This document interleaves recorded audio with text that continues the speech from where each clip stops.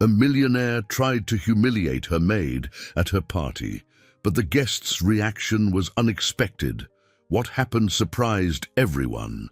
Hello, viewer. Thanks for joining us.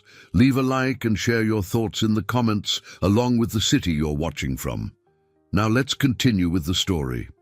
The mansion perched on the rolling hills of Beverly Hills shimmered in the mid-afternoon sunlight, its grand facade a blend of opulence and cold precision.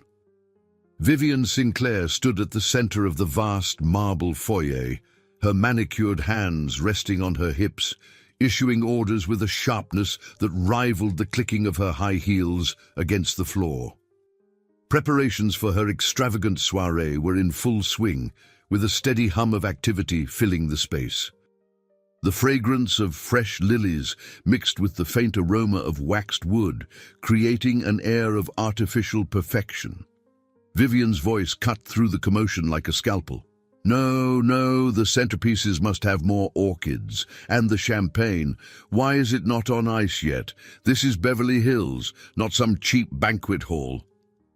Among the flurry of staff scurrying to meet her demands, Rosa Morales moved quietly. A woman of 38 with dark, expressive eyes and an air of unshakable composure, Rosa was a steady presence in the chaos. Her uniform, pristine despite the constant work, reflected her pride in her job, though it did little to shield her from the sharp edges of Vivian's tongue. "Rosa," Vivian called, her tone dripping with condescension. "You've been dusting that same table for 5 minutes. Do try to keep up, would you?" "Yes, ma'am," Rosa replied softly, her accent carrying the warmth of her Honduran roots. She lowered her gaze, not from submission, but to shield the flicker of defiance in her eyes. Behind her calm exterior, Rosa harbored dreams that stretched far beyond the walls of this mansion, dreams she dared not speak aloud in this world of silk and crystal. Vivian turned her attention to Howard McAllister, her longtime confidant and partner in gossip. With his perfectly coiffed silver hair and tailored suit, Howard embodied the very culture of surface-level sophistication Vivian so admired. "Howard," she said, her voice lightening, "you'll love this. I have a surprise planned for tonight, a little entertainment involving our dear Rosa." Howard raised an eyebrow, intrigued. "Do tell, darling." "Patience," Vivian teased, her eyes sparkling with mischief. "Let's just say it'll be unforgettable." Rosa caught fragments of their conversation but dismissed them. She had more pressing matters to think about, like her daughter, Clara, who waited for her at their modest apartment on the other side of town. At 12 years old, Clara was a beacon of hope in Rosa's life, a bright child who dreamed of becoming a doctor. It was for Clara that Rosa endured the indignities of her job, saving every spare dollar to pave a path toward a better future. Vivian's life, by contrast, seemed effortless from the outside. At 45, she was the epitome of beauty and success, her image carefully curated to project perfection. But behind the glossy facade lay insecurities Vivian would never admit, not even to herself. Her 2 children, Ethan and Grace, were distant both physically and emotionally. Ethan, 17, buried himself in his studies at a prestigious boarding school, while Grace, 21, was rarely home from college, her calls to her mother perfunctory at best. As the hours ticked by, the mansion transformed into a vision of luxury, every detail meticulously designed to impress. The staff worked tirelessly, yet Rosa's presence went unnoticed by the glittering guests who began to arrive. Her role was that of an invisible cog in the grand machine of Vivian's world, a world where people were judged not by their character, but by their ability to dazzle. But tonight, the balance would shift. As Rosa arranged the last of the silverware, she caught Vivian watching her with a peculiar expression, a mix of amusement and something unspoken. Rosa dismissed it, focusing instead on finishing her tasks. She had no time for games or intrigue. By the time the first strains of music floated through the mansion, Vivian was in her element, greeting guests with air kisses and exaggerated laughter. Rosa retreated to the kitchen, her sanctuary amid the chaos. She allowed herself a moment to breathe, her thoughts drifting to Clara and the bedtime story she would miss tonight. Outside, the party reached its crescendo. The chandelier above the grand dining table cast shimmering patterns across the room, and laughter spilled from every corner. Vivian's carefully constructed image was on full display, yet she couldn't shake a growing restlessness. Despite the grandeur, something felt hollow, as if the life she had built was little more than a gilded cage. In the kitchen, Rosa was called back to the floor. She moved through the crowd like a shadow, her presence unremarkable yet indispensable. Vivian's eyes followed her as she served drinks and cleared plates, the beginnings of her plan unfolding in her mind. Howard noticed Vivian's smirk and leaned in. "Are you going to let me in on this little surprise of yours?" "Patience, Howard," Vivian whispered, her tone edged with anticipation. "It's not quite time yet." Rosa, unaware of what the evening held, continued her work, her thoughts never straying far from Clara. She carried within her a quiet dignity, a strength forged through years of sacrifice and struggle. Tonight, she would need every ounce of it. As the clock struck 10, the air in the room seemed to shift, the energy crackling with a tension Rosa couldn't place. Vivian's gaze fixed on her, a smile that didn't reach her eyes playing at her lips. Rosa braced herself, a sense of foreboding settling in her chest. Whatever was coming, she could feel it would change everything. The mansion's grand ballroom radiated with a golden glow, the light catching the intricate details of the crystal chandeliers and bouncing off the gilded frames of towering mirrors. Guests swirled around the room like a living painting, their laughter weaving through the strains of the live string quartet. Vivian Sinclair floated among them, her emerald green gown trailing elegantly behind her. She moved with purpose, her sharp eyes scanning the room for her next moment of spectacle. In the kitchen, Rosa Morales stood at the counter, meticulously arranging hors d'oeuvres on silver trays. Her hands worked with practiced precision, but her mind was restless. The sensation of being watched earlier lingered, though she dismissed it as paranoia. She had learned long ago not to dwell on the strange nuances of the Sinclair household. Tonight, she resolved, would be like any other. Hours of labor followed by the relief of stepping back into her own world when the last guest departed. Her moment of reflection was interrupted by a voice that startled her. It was Monica, one of the younger housemaids, her cheeks flushed from ferrying drinks to the guests. "Rosa, Mrs. Sinclair wants to see you." Rosa turned, her brow furrowing. "What for?" Monica shrugged. "No idea. She just said you're needed in the ballroom."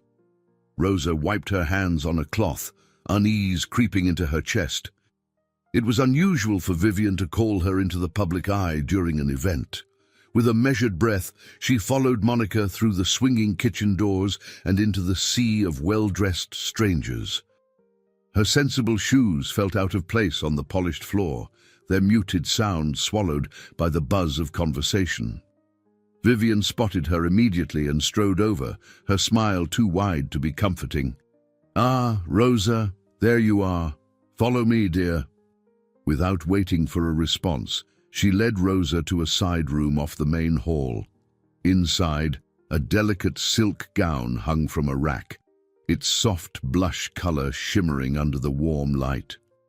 Next to it lay a pair of modest heels and a small velvet box containing a simple string of pearls. Rosa's confusion deepened. "Mrs. Sinclair, what is this?" Vivian's smile didn't falter. "Tonight, I want you to join the party as a guest. Consider it an opportunity to step out of the shadows for a change." The suggestion was so out of character for Vivian that Rosa hesitated, searching her employer's face for any sign of malice. "I don't understand." "I'm here to work, Vivian waved a dismissive hand. "You'll still be working, in a sense. I think it's time we showed everyone the woman who keeps this house running so smoothly. Don't worry, I've taken care of everything. Get dressed and join us in 20 minutes. Before Rosa could object, Vivian left the room, leaving her standing alone with the gown.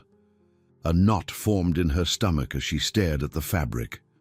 Something about this felt wrong, but refusing Vivian wasn't an option. With a resigned sigh, she changed quickly, the gown fitting her better than she expected. The pearls, though understated, felt like a weight around her neck.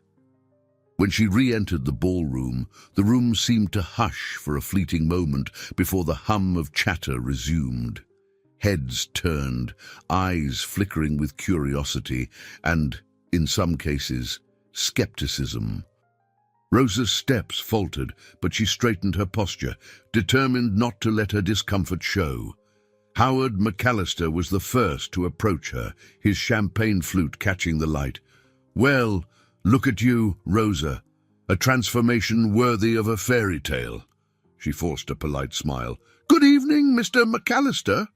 Vivian has certainly outdone herself," he said, his tone tinged with amusement. "I imagine this is her way of experimenting."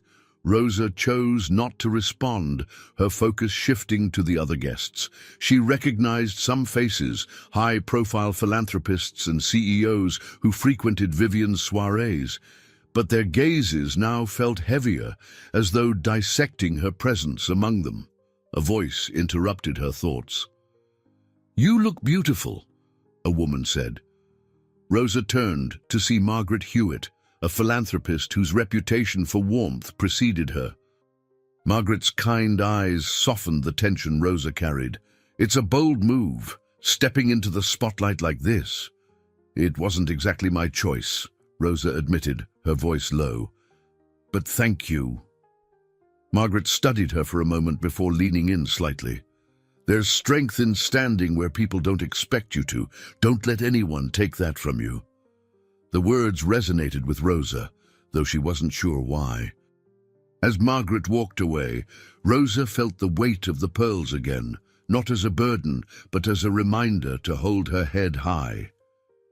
Across the room, Vivian watched, her lips curling into a smile that didn't reach her eyes. Howard sidled up to her, his voice a conspiratorial whisper. "She's holding her own better than you expected, isn't she?" Vivian's expression tightened. "Let's see how long that lasts." Meanwhile, Rosa found herself drawn into conversations she hadn't anticipated. Some guests were curious, others condescending, but she answered each question with poise. As the evening wore on, a strange realization settled over her.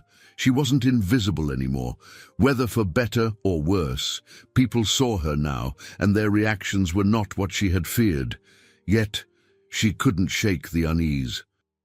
Vivian's motives remained unclear, and the flicker of amusement in her employer's eyes suggested this was only the beginning.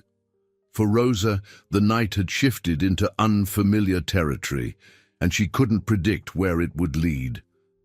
The room buzzed with conversations that dipped and rose like ocean waves, the murmur of refined voices mingling with the faint strains of the string quartet.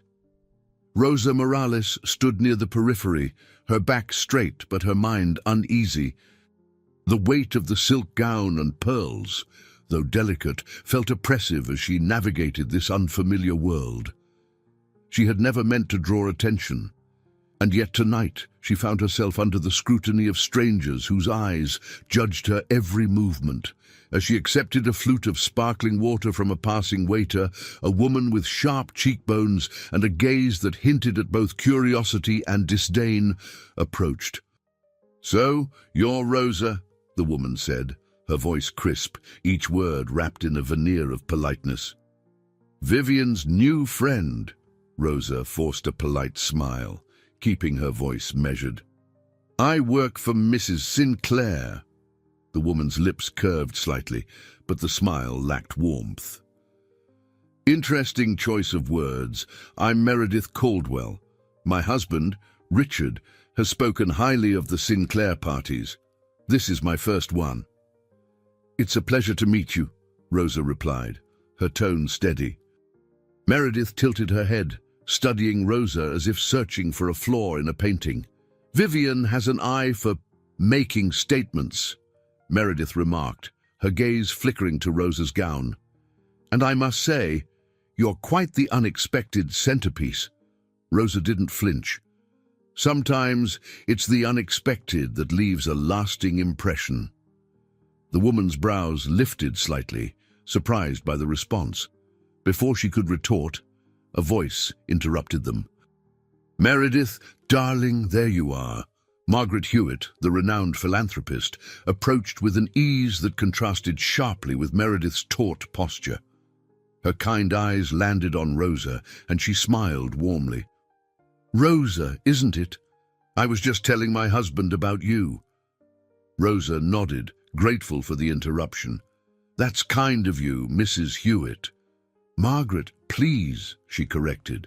Turning to Meredith, she added, I'm sure we'll see much more of Rosa. She seems to handle herself better than most of us in these rooms. Meredith's lips tightened, but she said nothing, excusing herself with a curt nod. Margaret lingered, her gaze on Rosa softening. I hope you don't mind me saying so, but you're handling this remarkably well. Rosa hesitated before speaking. I don't think I had a choice. There's always a choice, Margaret replied, her voice calm but firm. But it's the harder ones that shape us. Rosa didn't know how to respond, but Margaret's words lingered even after she walked away. She felt the conflicting weight of their truth. Choices often felt distant when survival dictated her actions. She scanned the room for Vivian and spotted her standing with Howard McAllister, her head tilted in laughter, though her eyes darted occasionally toward Rosa. A sense of unease settled deeper into Rosa's chest. Vivian's intentions remained opaque, but her amusement suggested this was all part of a larger plan. The evening dragged on, and Rosa's discomfort grew as more guests approached her. Most were polite, their questions veiled in curiosity, though a few couldn't hide their skepticism. Where did you say you're from again? One man asked, his tone teetering on the edge of condescension. Honduras, Rosa replied, her voice steady but tired. The man hummed, as though the answer confirmed something unspoken. Through it all, Rosa clung to the words of her daughter, Clara, who that morning had whispered, Mama, you're stronger than anyone knows. Clara had a way of seeing her mother's strength, even when Rosa doubted it herself. Tonight, those words were a lifeline. As the clock struck 11, Vivian finally stepped onto a small stage at the edge of the room. The chatter dimmed, and all eyes turned toward her. She held a glass of champagne, her smile radiant, but Rosa could sense the sharpness beneath it. Good evening, everyone, Vivian began, her voice smooth as silk. Thank you all for being here tonight. It's a pleasure to host such a distinguished group of friends. Her gaze swept over the crowd before landing on Rosa. Tonight is about celebrating the unexpected. We live in a world where appearances often dictate perceptions, but every now and then someone challenges that notion. Someone like Rosa. A murmur rippled through the crowd. Rosa felt her cheeks flush as every head turned toward her. She gripped her glass tightly, willing herself to remain composed. Rosa has been with us for some time now, Vivian continued, her tone light but calculated. And I thought, why not give her a chance to step out from behind the scenes? To be part of the world she works so hard to support. The words, though flattering on the surface, felt barbed. Rosa forced a smile, nodding in acknowledgement as the crowd clapped politely. Margaret Hewitt's approving gaze offered a flicker of solace, but Rosa knew this moment was not as benign as Vivian had framed it. She glanced at Howard, whose smirk betrayed that he was in on whatever game Vivian was playing. The applause subsided, and the party resumed, but Rosa felt the shift in the air. Whispers followed her as she moved through the room, a sense of unease trailing her like a shadow. For the first time that evening, she felt not just out of place but exposed. Later, when the crowd began to thin, Vivian approached Rosa, her smile as polished as the diamonds at her neck. "You handled that well," she said, her tone almost approving. "I wasn't sure you'd rise to the occasion." Rosa met her gaze, her voice measured but firm.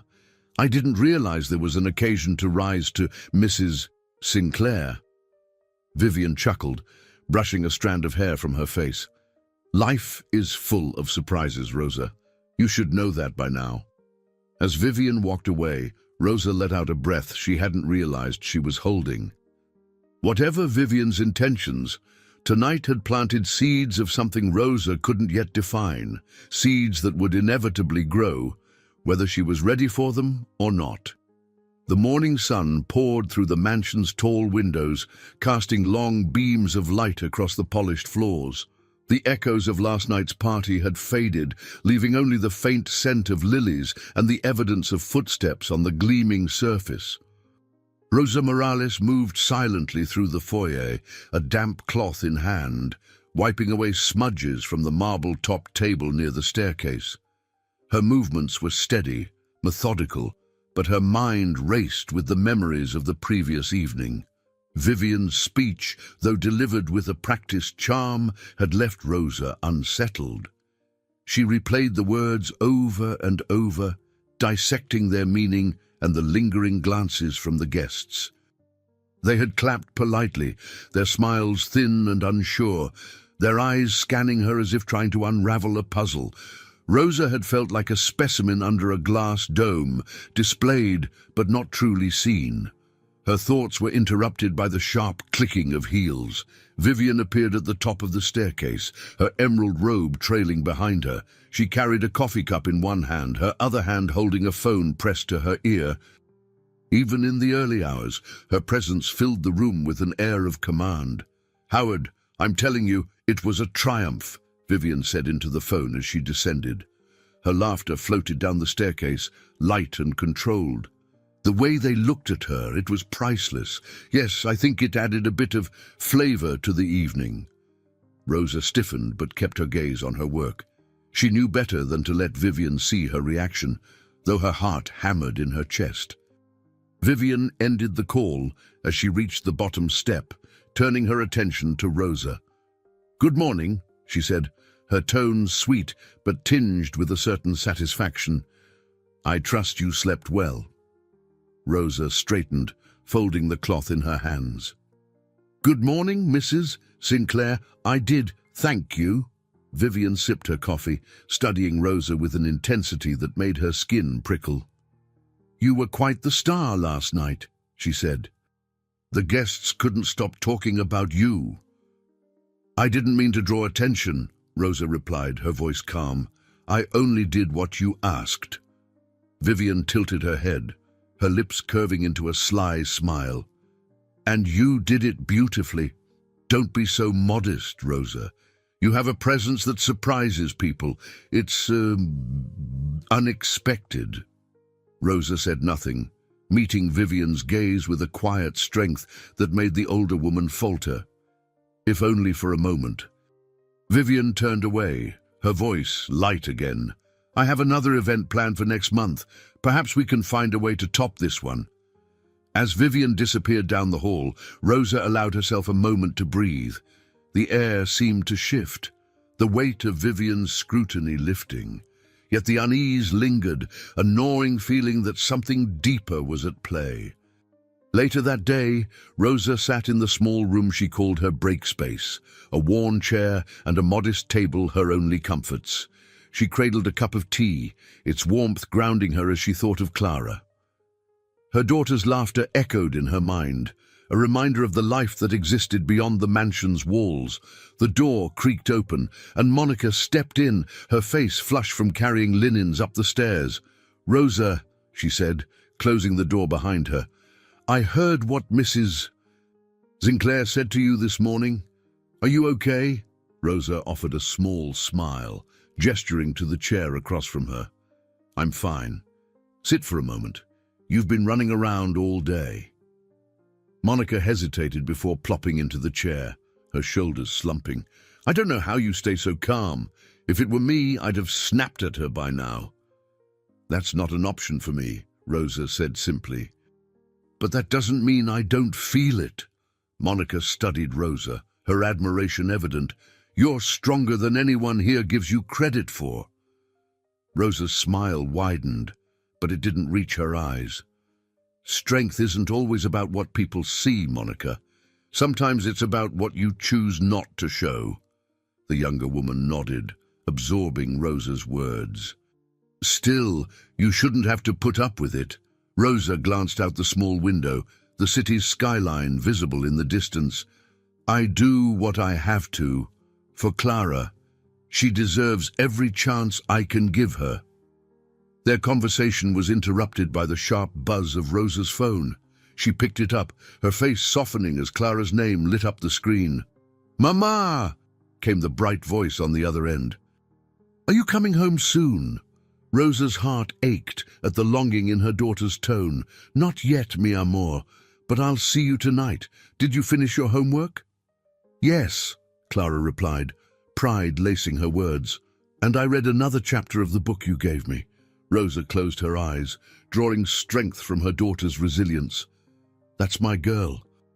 I'll bring you something sweet on my way home." When the call ended, Rosa sat in silence, the room suddenly feeling smaller. Clara was her anchor, the reason she endured nights like last night and mornings like today.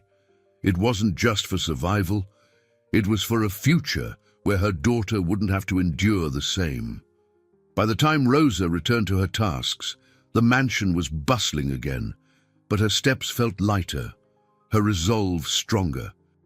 Vivian could play her games, but Rosa knew her worth wasn't defined by the judgments of the wealthy or the whispers of strangers.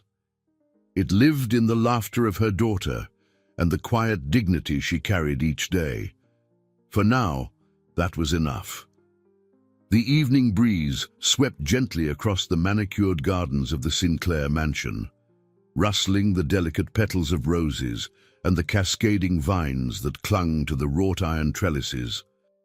Rosa Morales stood on the rear patio, her hands gripping the edge of the stone railing as she stared into the distant city lights. The noise of the day had finally quieted, but her thoughts remained restless. Rosa had spent the afternoon catching fragments of whispers among the staff, some filled with sympathy, others edged with envy. Word of Vivian's calculated display during the party had spread like wildfire. Everyone had their own theory about the reason behind it, but Rosa couldn't waste time unraveling motives. What mattered most was the subtle shift it had caused in her own world. Her phone buzzed in her pocket, snapping her out of her reverie. She glanced at the screen and smiled faintly. It was Clara, sending a picture of the school project she'd been working on, a hand-drawn diagram of the human body, carefully labeled in neat handwriting. Rosa replied with a simple heart emoji, her chest tightening with pride. For all the trials she faced within these walls, Clara's ambitions made the struggle worthwhile. The sound of approaching footsteps pulled Rosa's attention back to the present. She turned to see Ethan Sinclair, Vivian's 17-year-old son, lingering near the doorway. His hands were tucked into the pockets of his blazer, his usual air of aloofness replaced with hesitation. "I didn't mean to interrupt," Ethan said, his voice softer than Rosa expected. "You're not interrupting," Rosa replied, straightening her posture. "Did you need something?" Ethan shrugged, stepping closer. I wanted to say I'm sorry about last night. I don't know what my mom was thinking." Rosa's eyes widened slightly. It was rare for anyone in the Sinclair family to acknowledge her as more than a fixture of the house. "It's not your fault," she said cautiously, "but thank you." He leaned against the railing, his gaze drifting to the garden. "She does these things, you know, puts people in situations to see how they'll react. I think she enjoys having control over everything." Rosa regarded him quietly, the vulnerability in his tone surprising her. Ethan had always seemed detached, his interactions with the staff perfunctory. Now, he looked more like a boy searching for understanding than the heir to a fortune. "She must have her reasons," Rosa said carefully, though she wasn't sure she believed it. "But I'm not sure I'll ever understand them." Ethan chuckled dryly. "Neither do I." For a moment, they stood in companionable silence, the distant hum of traffic filling the void. Then, Ethan turned to her, his expression earnest. "You handled it well, though." "I think most people would have panicked or stormed out," Rosa shrugged, her lips curving into a faint smile. "I've had practice staying calm under pressure." Ethan nodded, as though that answer made perfect sense. "Well, if it means anything, I think you're stronger than she gives you credit for." The sincerity in his voice caught Rosa off guard, but she didn't let it show. "Thank you, Ethan. That means more than you know." As he pushed off the railing and headed back inside, Rosa found herself pondering his words. Strength wasn't something she often attributed to herself, though it was something she knew she possessed. It was woven into the fabric of her being, built through years of hardship and sacrifice. But hearing it spoken aloud stirred something unfamiliar, a faint glimmer of pride. The next morning, Rosa awoke to the sound of bustling activity. The mansion was alive with preparations for yet another event, though this one seemed smaller, more intimate. The staff hurried through the halls, their faces tense with concentration. Rosa kept her head down as she worked, polishing the silver trays that would soon carry champagne and hors d'oeuvres. Vivian appeared in the kitchen, her sharp heels clicking against the tiles. She surveyed the preparations with her usual air of authority, her presence commanding the room even without words. When her eyes landed on Rosa, she paused. "Rosa," Vivian said, her tone brisk, "come with me." Rosa followed her into the adjacent sitting room, the walls adorned with portraits of Vivian's ancestors, their stern faces frozen in oil. Vivian gestured for Rosa to sit, a rare invitation that only heightened her unease. "I've been thinking about last night," Vivian began, her voice measured. "You performed admirably under the circumstances. It's not often that people surprise me." Rosa stayed silent, unsure where this was going. "I'm planning another event soon," Vivian continued, "and I'd like you to play a more visible role, something less behind the scenes." Rosa's heart sank. She had no desire to repeat the spectacle of the previous night, but refusing Vivian was a delicate dance. "Mrs. Sinclair," she began carefully, "I appreciate your trust, but I'm not sure that's where I belong." Vivian tilted her head, her eyes narrowing slightly. "You underestimate yourself, Rosa. Last night, you proved that you can handle yourself in any situation. Why not embrace the opportunity?" Rosa chose her next words carefully. "I have responsibilities outside of this house, Mrs. Sinclair. My daughter depends on me, and I need to focus on providing for her." Vivian's expression softened, but only slightly. "Of course. Clara, isn't it? Such a bright girl. I respect that you're doing everything you can for her, but don't dismiss this chance. It could open doors you never imagined." The conversation left Rosa feeling unsettled. Vivian's words were persuasive, but Rosa couldn't shake the sense that they were laced with ulterior motives. As she returned to her work, her mind churned with questions. She would have to tread carefully, balancing the demands of this new role with the life she had worked so hard to protect. That night, as Rosa sat at her kitchen table with Clara, watching her daughter's eyes light up while describing her day, she made a silent vow. No matter what the future held, she would ensure that Clara's dreams remained within reach. Her strength would be enough for both of them. The morning was crisp, the air tinged with the faint scent of dew as Rosa Morales stepped off the bus and made her way to the Sinclair mansion. She walked with a measured pace, her mind swirling with Vivian's proposition. The words lingered, tugging at her thoughts like a persistent thread. Rosa had spent years navigating a delicate balance, working tirelessly in the shadows to support Clara while keeping her head down. Vivian's offer threatened to unravel that careful equilibrium, and Rosa wasn't sure if she could afford to let it. As she reached the side entrance, she noticed a black car idling in the driveway. Its polished surface reflected the pale light of the early sun. Rosa hesitated, recognizing the vehicle. It belonged to Margaret Hewitt. The woman's presence here was unexpected, though Rosa felt a flicker of curiosity rather than alarm. Inside, the mansion was already alive with activity. Rosa exchanged polite nods with the other staff before heading to the kitchen, where the chef barked instructions to his team.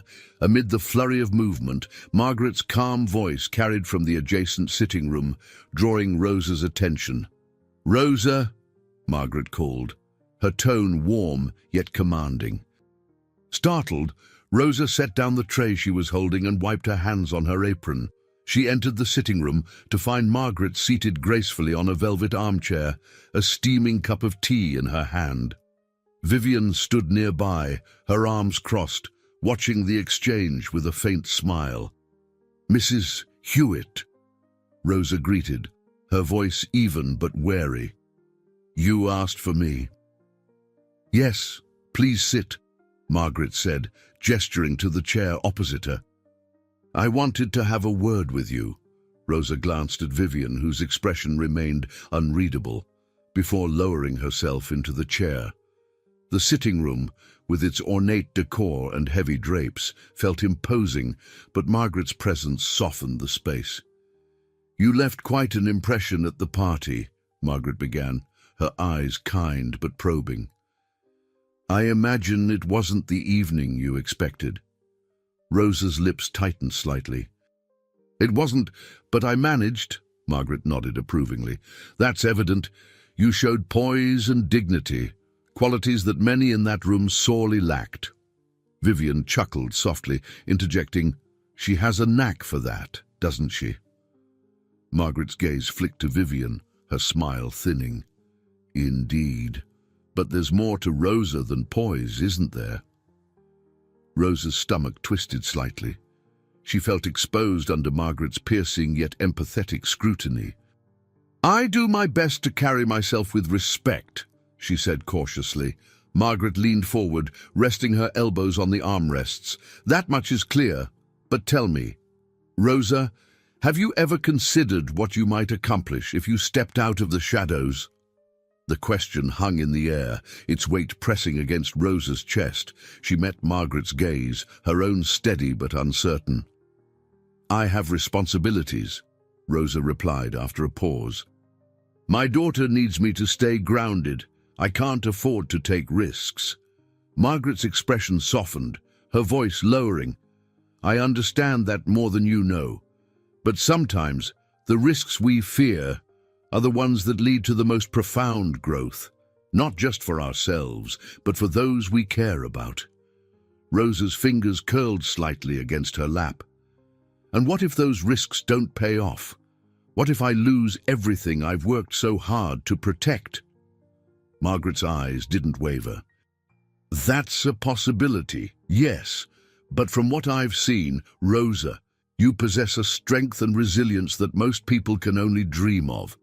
Those qualities are the foundation for taking risks and succeeding." Vivian, who had remained silent during their exchange, stepped closer.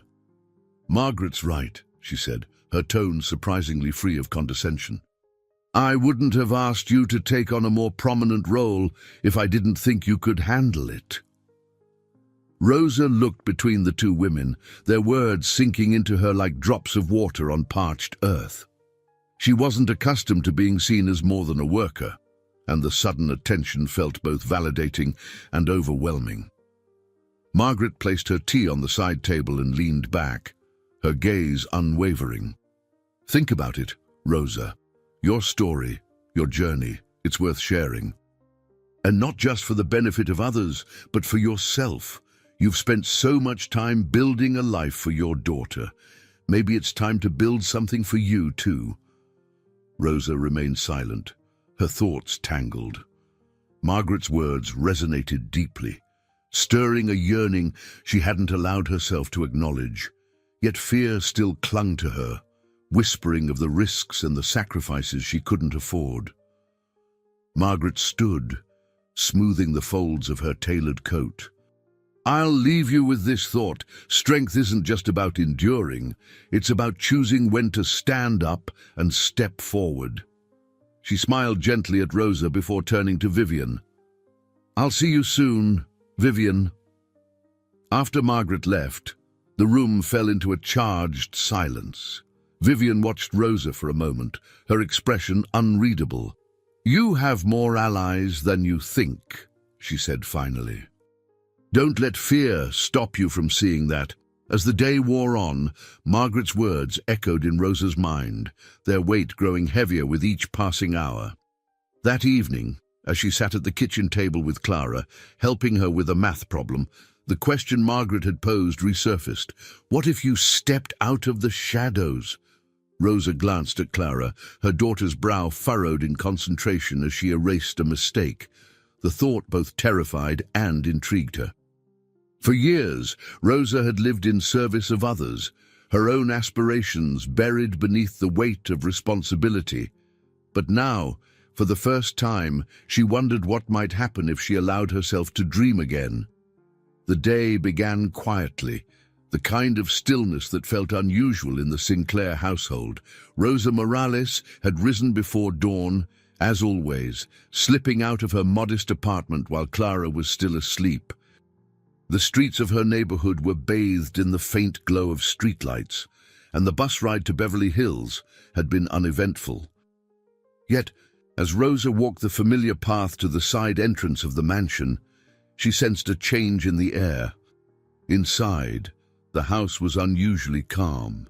The clatter of pots and pans in the kitchen was absent, replaced by the distant hum of a vacuum cleaner somewhere upstairs. Rosa found the quiet disconcerting, as though the house itself was holding its breath.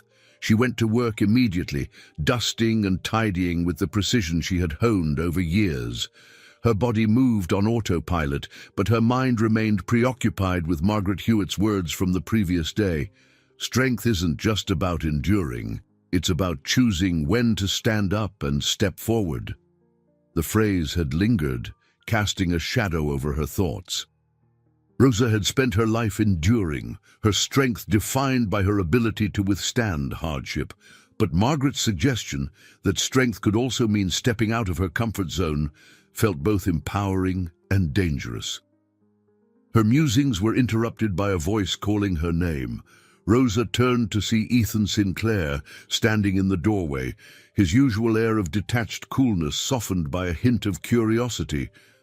He wore casual clothes, jeans and a fitted t-shirt that made him seem younger, less like the heir to a vast fortune and more like an ordinary teenager. "Good morning, Ethan," Rosa greeted, her tone polite but guarded. "Morning," he replied, stepping into the room. He hesitated before continuing. "I was wondering if you had a minute." Rosa set down the cloth she had been using to polish a vase. "Of course." "What do you need?" Ethan scratched the back of his neck, a nervous habit Rosa had noticed before. "It's about last night, or, well, everything lately. I've been thinking a lot about what my mum did at the party." Rosa raised an eyebrow but stayed silent, encouraging him to continue. "I don't know why she does things like that," Ethan admitted, his voice tinged with frustration. "It's like she enjoys testing people, seeing how far she can push them, but with you, it didn't feel right." Rosa folded her hands in front of her, meeting his gaze with calm intensity. "Your mother has her reasons, I'm sure. Whether or not they're fair, I can't say." He nodded, though his expression remained troubled. "I just wanted you to know that not everyone here thinks like her. I know I've been distant, but I see how hard you work. And Clara, I've heard about her. She sounds incredible. The mention of Clara brought a genuine smile to Rosa's face. She's the reason I do everything I do. Ethan returned the smile, though his was tinged with sadness. It must be nice, having someone to fight for. I guess I don't really feel that with my mom or Grace. We're all just separate. Rosa's heart softened at his honesty. Family isn't always easy, she said gently. But it's never too late to change things. Ethan looked thoughtful, as though her words had struck a chord. Maybe, he said finally, I just hope I can figure it out before it's too late. As Ethan left, Rosa felt a surge of empathy for the boy. Beneath his polished exterior, he was grappling with the same questions she was, how to navigate a life that felt constrained by invisible boundaries. Later that afternoon, Rosa was called to the sitting room, where Vivian Sinclair waited with an expression that could only be described as predatory. She sat on the edge of a chaise lounge, her posture elegant but rigid, her fingers drumming lightly on the armrest. Rosa, Vivian began, her tone deceptively pleasant, I've decided to include you in next month's event. Rosa's stomach tightened. Mrs. Sinclair, I'm not sure that's... Vivian held up a hand, silencing her. Before you protest, let me explain. This won't be like the last time. I've arranged for a more curated experience. You'll represent the household staff, but in a way that highlights the human element of our lives. People adore that sort of thing. Rosa forced herself to maintain a neutral expression, though her mind raced. I appreciate your confidence in me, she said carefully, but my priority is my daughter. I can't let anything compromise that. Vivian's lips curled into a smile that didn't reach her eyes. Of course, Rosa. Everything I do is to support the people around me. Surely you see this could benefit you and Clara, if handled correctly. The subtle threat in her words wasn't lost on Rosa, but she held her ground. I'll think about it. Vivian's eyes narrowed slightly, but she said nothing more, dismissing Rosa with a wave of her hand. That evening, Rosa returned home to Clara, whose bright smile was a balm for her frayed nerves.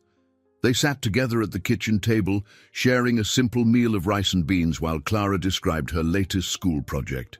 As Rosa listened, she felt a renewed sense of clarity. She didn't trust Vivian's motives, but Margaret's words lingered still, offering a glimmer of hope. Rosa would think about the event, not as a favor to Vivian, but as a step towards something greater. For Clara's sake, she couldn't afford to dismiss the opportunity without considering its potential. As Clara leaned against her shoulder, humming softly, Rosa made a quiet decision. She would not let fear define her. If there was a way to secure a brighter future for her daughter, she would find it, even if it meant stepping into the unknown. The following days passed in a blur of preparation. The Sinclair mansion was abuzz with activity, its staff moving in a choreographed dance to ready the house for Vivian's next event. Rosa Morales worked quietly, but with heightened awareness. Every polished surface and carefully arranged bouquet felt like a step toward the inevitable. The event loomed like a storm cloud, and with it, the promise of change she couldn't yet define.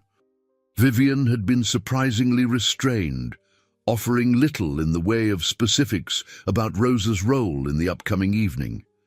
This ambiguity left Rosa uneasy, but it also gave her time to prepare herself mentally.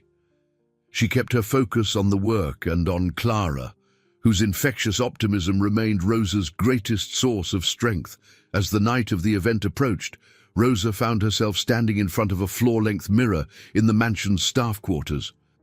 Laid out on a nearby chair was a sleek navy blue dress, modest yet elegant, its understated design a stark contrast to the opulence of the Sinclair wardrobe. Vivian had sent it down that morning, accompanied by a note. "For the event, you'll do wonderfully." Rosa regarded the dress with suspicion. It felt like armor, a costume meant to project a version of herself she wasn't sure she recognized. But as she studied her reflection, she thought of Margaret's words and the quiet encouragement she had received from Ethan. They saw something in her, something Rosa hadn't allowed herself to see in years.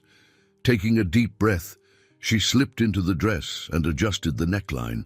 The fabric felt foreign against her skin, but as she straightened her posture and met her own gaze, she caught a glimmer of confidence. Tonight wasn't about Vivian's game. It was about Rosa finding her footing in a world that had always seemed out of reach. The mansion came alive as the first guests arrived. Cars lined the circular driveway, their headlights cutting through the dusk as chauffeurs opened doors for impeccably dressed men and women. The chatter of laughter and clinking glasses filled the grand foyer, and Rosa, now positioned near the entrance, felt the weight of countless eyes as guests passed her. Margaret Hewitt arrived early, her sharp eyes immediately finding Rosa in the crowd. With a warm smile, she crossed the room and clasped Rosa's hands. "You look radiant," Margaret said, her voice low enough to offer privacy in the bustling space. "Remember what I told you, poise, dignity, and truth. That's all you need." Rosa nodded, grateful for the reassurance. "Thank you, I'll do my best." Margaret squeezed her hands gently before stepping aside to greet another guest. Rosa lingered near the edge of the room, her heart pounding as Vivian made her grand entrance. Dressed in a scarlet gown that shimmered under the chandelier, Vivian commanded attention effortlessly. She scanned the room, her eyes landing on Rosa with a satisfied smile. "Rosa," Vivian called, her voice honeyed but firm. "Come, join me." The room quieted slightly as Rosa moved to Vivian's side.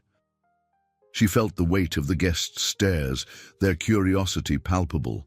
Vivian placed a hand lightly on Rosa's shoulder, her touch both reassuring and possessive. "Ladies and gentlemen," Vivian began, her voice carrying easily over the hum of the room. "Tonight, we celebrate not only our shared successes, but the incredible people who make them possible. I'd like to introduce you to Rosa Morales, a woman of remarkable strength and grace, whose contributions to this household go far beyond what most of us could ever understand." The applause that followed was polite but hesitant, tinged with confusion. Rosa fought the urge to shrink under the attention, instead forcing herself to stand tall.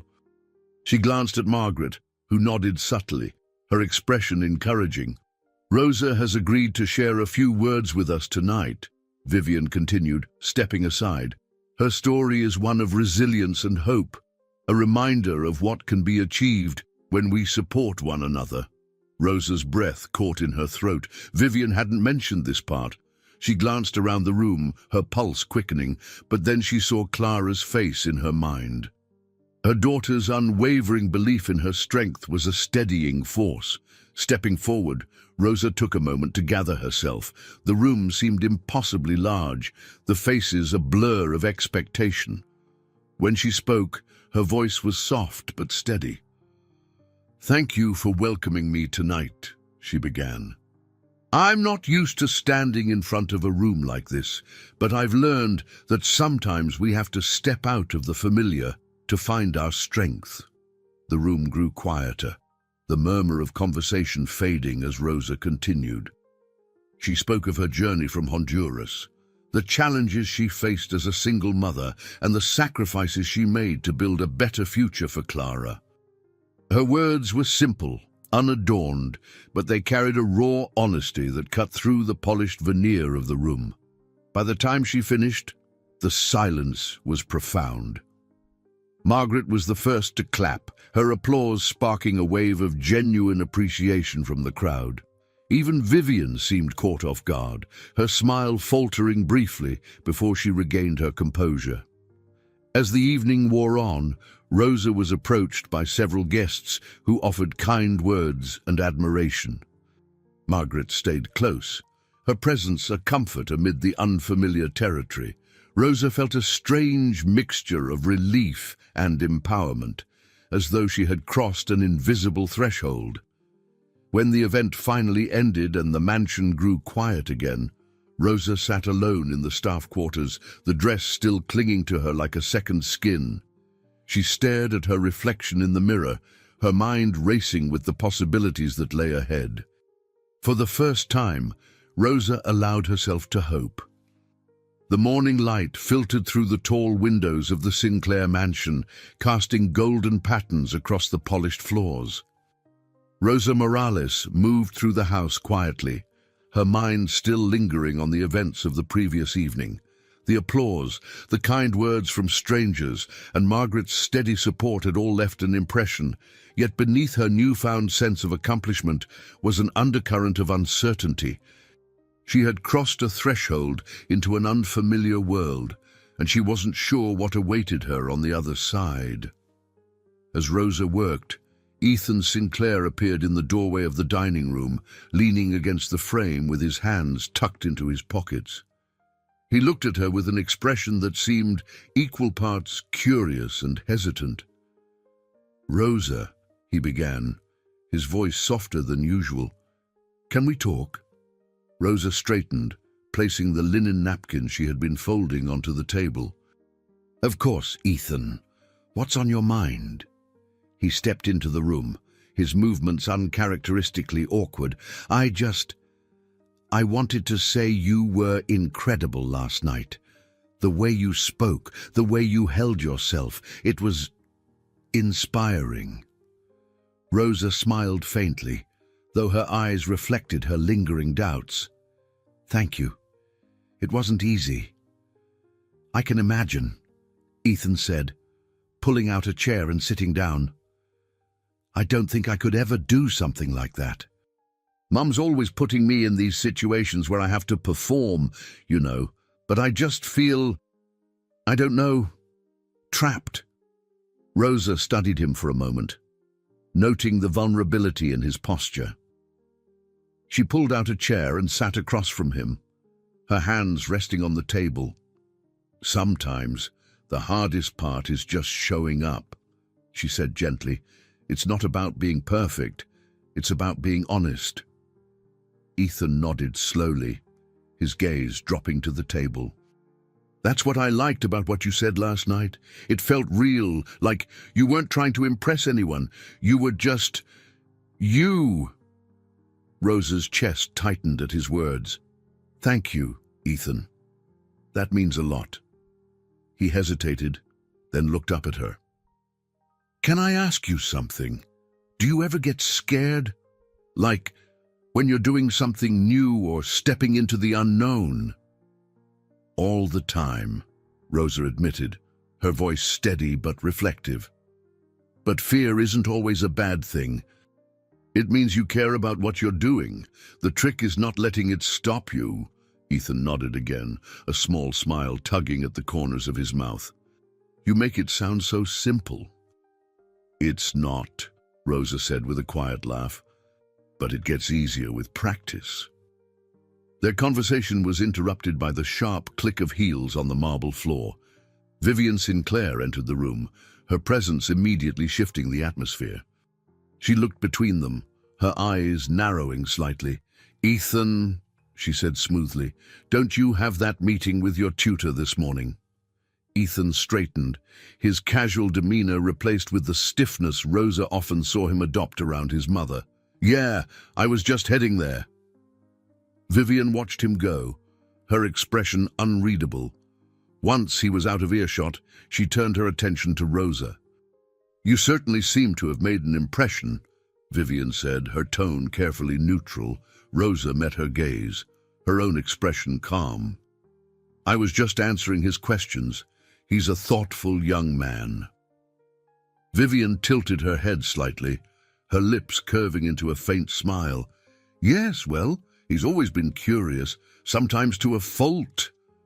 She stepped closer, her voice lowering. Last night went better than I expected. You handled yourself well." "Thank you," Rosa replied, her tone even. "I'm grateful for the opportunity." Vivian's smile widened, though it didn't quite reach her eyes. "Good. Let's hope you continue to meet expectations." As Vivian left the room, Rosa let out a slow breath, the tension in her shoulders easing. She had learned to navigate Vivian's sharp edges, but the encounter left her feeling as though she was balancing on a tightrope. Later that evening, Rosa returned home to Clara, who greeted her with an enthusiastic hug. The sight of her daughter's bright smile melted away the day's stress, grounding Rosa in the simplicity of their bond. "Mama, guess what?" Clara said, bouncing on her toes. "I got an A on my science test.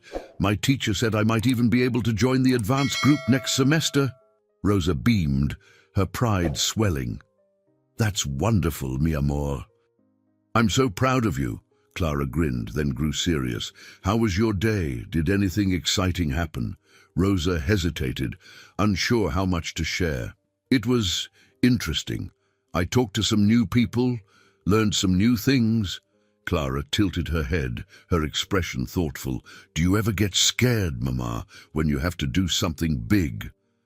Rosa's breath caught at the echo of Ethan's earlier question. She crouched down so they were eye level, placing her hands on Clara's shoulders. "Yes, I do, but you know what I tell myself." "What?" Clara asked, her voice soft. "That being brave doesn't mean not being scared," Rosa said. "It means doing what needs to be done, even when you are." Clara nodded solemnly, her small hands curling into Rosa's. "Then you're the bravest person I know." Rosa hugged her tightly, the weight of the day lifting as she held her daughter close. In that moment, she realized something profound. No matter what uncertainties lay ahead, she had already achieved her most important victory. She had shown Clara what it meant to face the world with strength and integrity. As they sat together on the worn couch, Clara chattering excitedly about her plans for the advanced class, Rosa allowed herself to feel a flicker of hope. Whatever challenges lay ahead, she would face them head-on, not just for Clara, but for herself. For the first time, she began to see the possibility of building a bridge between the life she had and the life she dreamed of. And in that vision, she found her courage. The Sinclair mansion hummed with activity, but not with the frenzied energy that accompanied Vivian's grand soirees. Instead, the house carried a quieter tension, the kind that preceded change. Rosa Morales moved through the halls with her usual quiet efficiency. Though she was acutely aware of the shifts in the household, Vivian seemed more watchful, her sharp eyes often landing on Rosa as though calculating her next move. Ethan, by contrast, had grown more open, seeking her out for brief but meaningful conversations. Today, Rosa found herself in the kitchen, scrubbing the silverware from the previous evening's dinner. The rhythmic sound of water and clinking metal was soothing, a welcome reprieve from the emotional undercurrents she'd been navigating. She was lost in thought when the door swung open, and Ethan entered, his presence filling the small space. "Hey, Rosa," he greeted, his voice easy but tinged with something unspoken. Rosa glanced up, offering him a polite smile. "Hello, Ethan. How are you today?" "Good, I guess," he said, leaning against the counter. "I just wanted to thank you again for talking to me the other day. It helped." "I'm glad," Rosa replied, returning her attention to the sink. "Sometimes all we need is someone to listen." Ethan hesitated, then said, "Do you think people can change?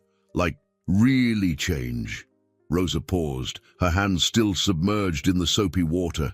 She turned to face him, her expression thoughtful. "I think people can change if they want to. But it takes effort and time."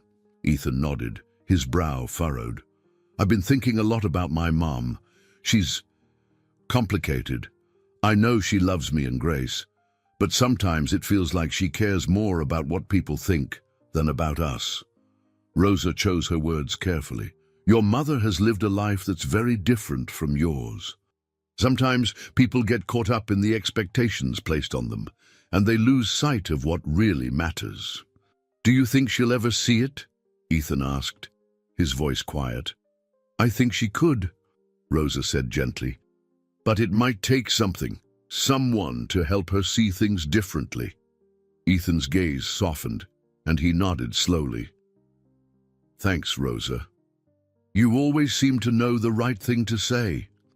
Before she could respond, the kitchen door opened again, this time admitting Grace Sinclair. Her arrival was a surprise. Grace was rarely home, preferring the independence of her college life. She wore a tailored blazer over jeans, her posture confident but her expression wary. Am I interrupting something? Grace asked, her tone casual but edged with curiosity. Not at all, Rosa said, wiping her hands on a towel. It's good to see you, Grace. Grace offered a polite smile, though her attention shifted to Ethan. I was looking for you. Mom said we're having a family discussion later. Ethan grimaced. That sounds fun. Grace rolled her eyes. It's probably another lecture about legacy and responsibility. I swear, sometimes I think she forgets we're people and not just extensions of her. Rosa sensed the undercurrent of frustration in Grace's words and decided to steer the conversation. Your mother has high expectations. It can be hard to live up to them, Grace snorted. That's an understatement, but you seem to handle her better than we do. Rosa's lips curved into a faint smile. I've had practice. The siblings exchanged a glance, a silent understanding passing between them. Rosa felt a flicker of hope as she watched them.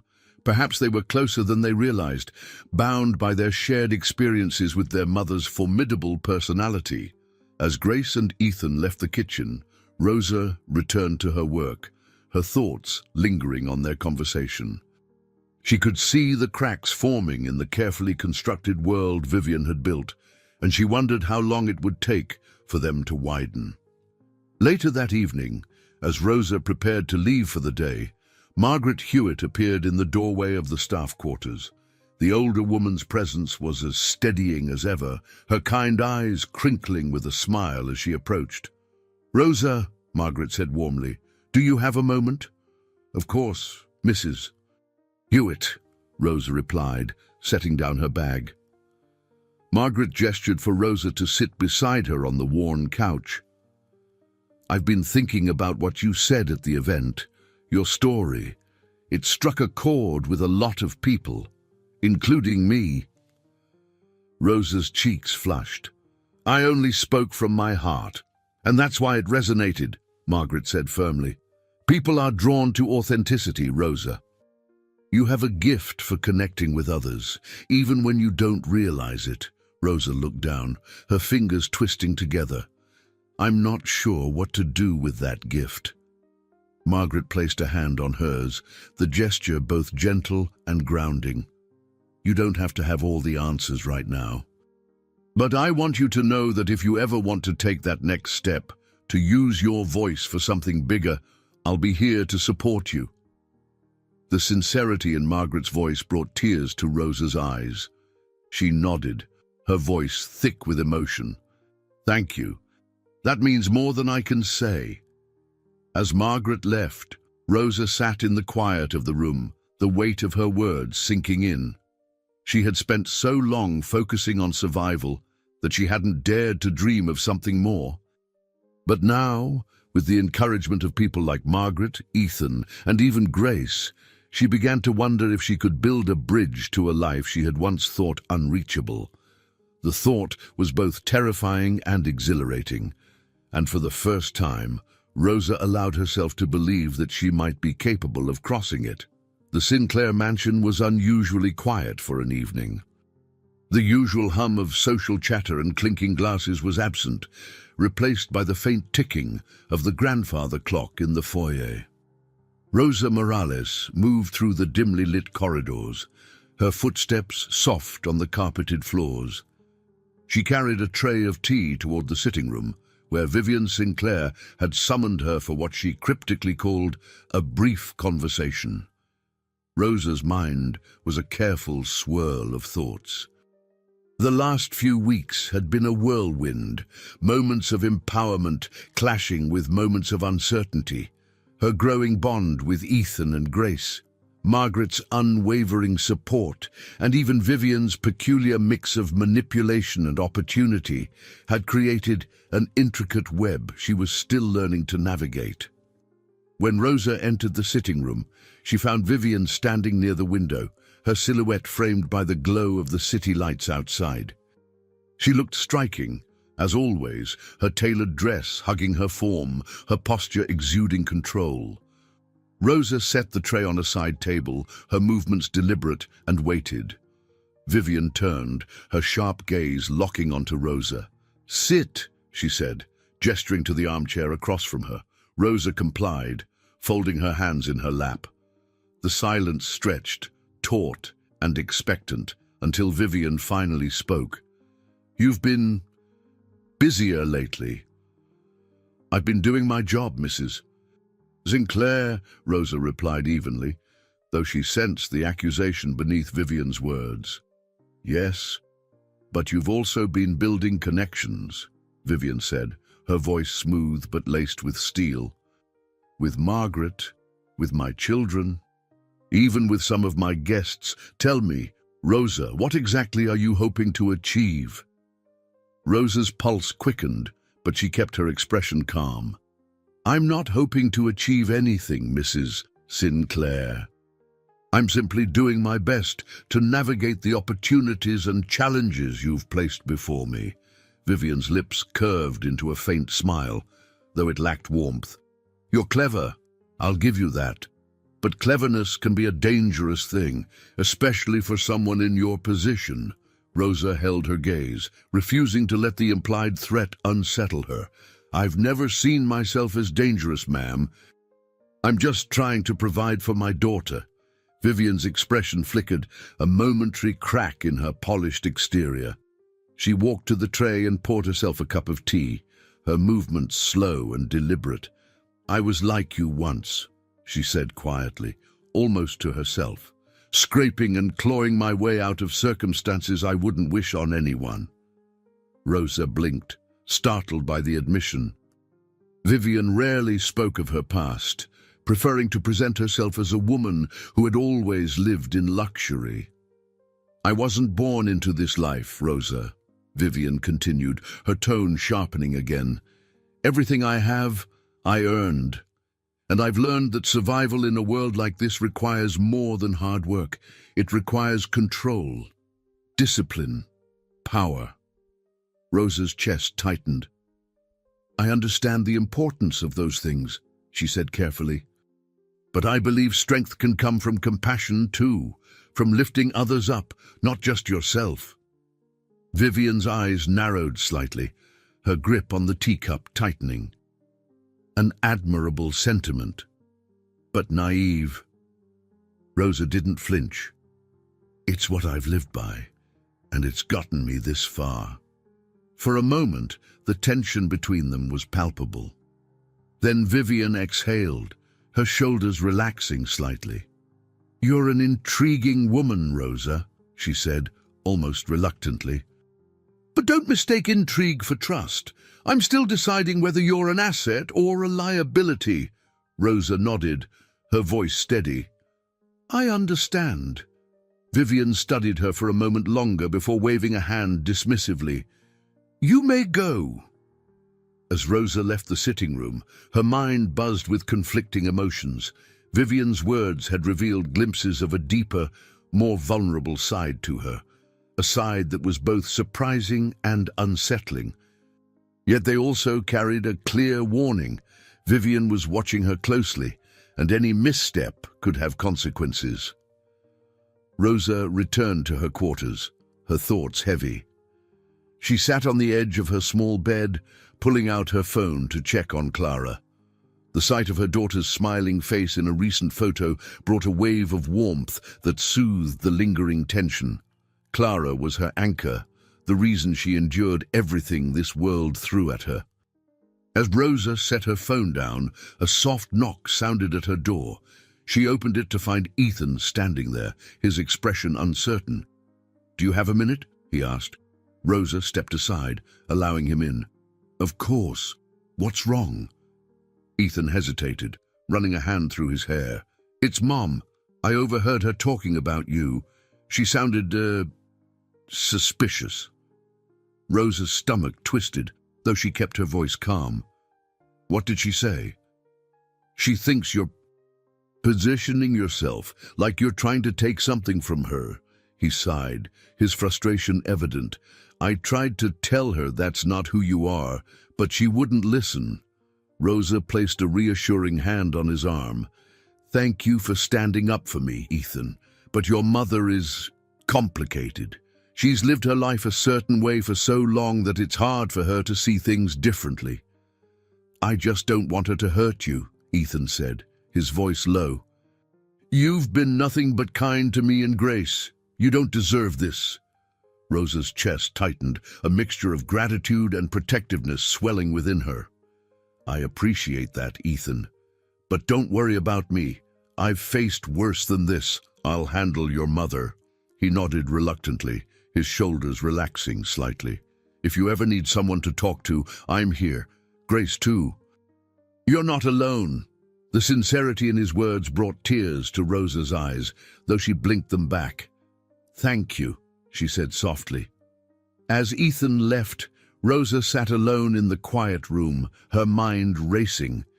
Vivian's suspicion was a shadow she couldn't ignore, but the support of Ethan, Grace, and Margaret was a light that pierced through it.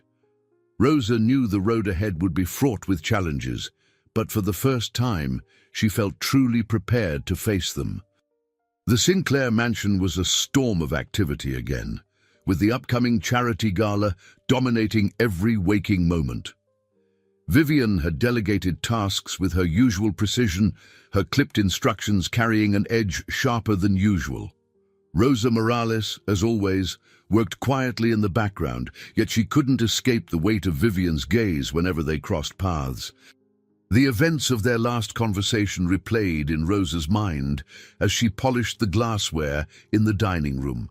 Vivian's guarded vulnerability, her veiled warnings, and Ethan's earnest support had left Rosa navigating a delicate balance.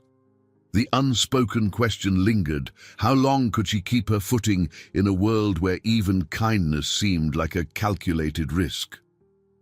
As Rosa worked, Grace Sinclair entered the room. Unlike her brother, Grace carried herself with a composed elegance that hinted at her mother's influence. Yet, in moments of candidness, there was an openness about Grace that reminded Rosa of Ethan. "Rosa," Grace began, her tone hesitant. "Do you have a moment?" Rosa straightened, setting the glassware aside. "Of course, Miss Sinclair. What can I do for you?" Grace waved a hand dismissively.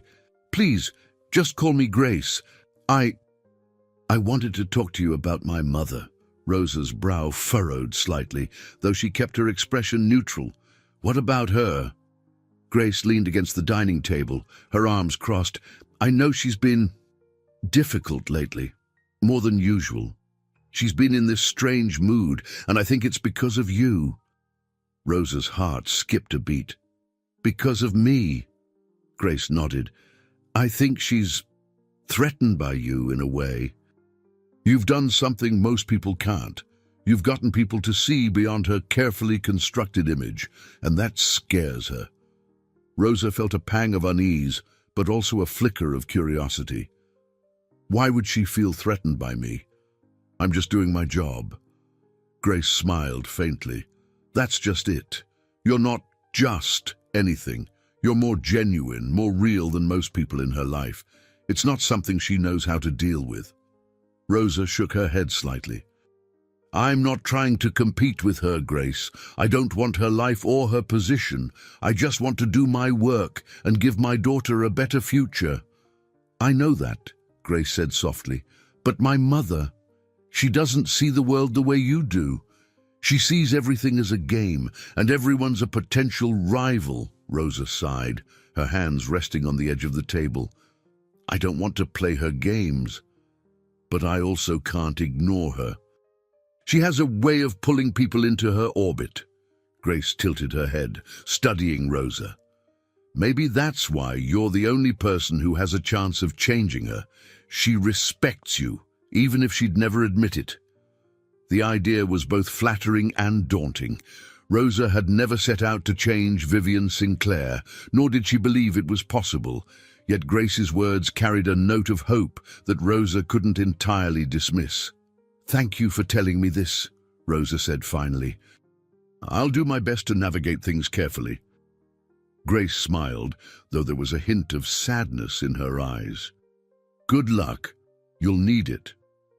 The evening of the gala arrived, and the mansion was transformed into a glittering spectacle of wealth and elegance. The ballroom shimmered with crystal chandeliers and gold accents, the tables adorned with arrangements of white roses and delicate orchids. Guests arrived in droves, their laughter and conversation filling the air. Rosa had been given another formal dress to wear, this time a deep green that complemented her warm complexion. She felt out of place among the polished crowd, but Margaret Hewitt's encouraging smile from across the room grounded her. Rosa busied herself, ensuring everything ran smoothly, her movements precise but unobtrusive. As the evening progressed, Vivian took center stage to deliver her opening remarks. She stood poised beneath the largest chandelier, her crimson gown catching the light as she addressed the crowd with practiced charm. "Tonight," Vivian began, her voice carrying effortlessly, "we gather not only to celebrate our shared successes, but to support those who need us most. This gala is a testament to the power of generosity and the impact we can have when we come together." The applause that followed was enthusiastic but brief, and Vivian's eyes flicked toward Rosa for a split second, a gesture so subtle that most wouldn't have noticed. Rosa, however, felt the weight of it. After the speech, the evening unfolded in a blur of mingling and fundraising. Rosa found herself approached by several guests, some of whom recognized her from previous events. Their words were kind, though Rosa couldn't shake the feeling that many were more intrigued by her presence than genuinely invested in her story. Near the end of the evening, Rosa stepped out onto the terrace for a moment of reprieve. The cool night air was a welcome contrast to the heat of the ballroom, and she leaned against the railing, staring out at the city lights. "Escaping the chaos," a voice said behind her. Rosa turned to see Ethan, his tie loosened, his expression easygoing. She smiled faintly. "Just catching my breath." He joined her at the railing, his gaze on the skyline. "You did great tonight. People are still talking about you." Rosa shrugged. "I didn't do much." "You didn't have to," Ethan said. "Sometimes just being yourself is enough." Rosa glanced at him, her chest tightening at the sincerity in his tone. "Thank you, Ethan," he smiled, but it was fleeting. I wish Mum could see what we see. The way you inspire people, the way you remind us of what really matters." Rosa placed a hand on his arm, her touch gentle but firm. "Your mother has her own way of seeing the world, but maybe if we show her enough patience and compassion, she'll start to see it differently." Ethan nodded, his expression thoughtful. "Maybe." As they stood together under the stars, Rosa felt a quiet determination settle within her. The road ahead was uncertain, but for the first time, she felt like she wasn't walking it alone. And that made all the difference. The gala had left the Sinclair mansion in a temporary state of disarray. While the staff worked tirelessly to restore order, Rosa Morales focused on her usual tasks, finding solace in the rhythm of cleaning and organizing. Yet her mind refused to quiet. The moments shared with Ethan on the terrace, the veiled glances from Vivian, and the whispers of admiration from the guests still echoed in her thoughts.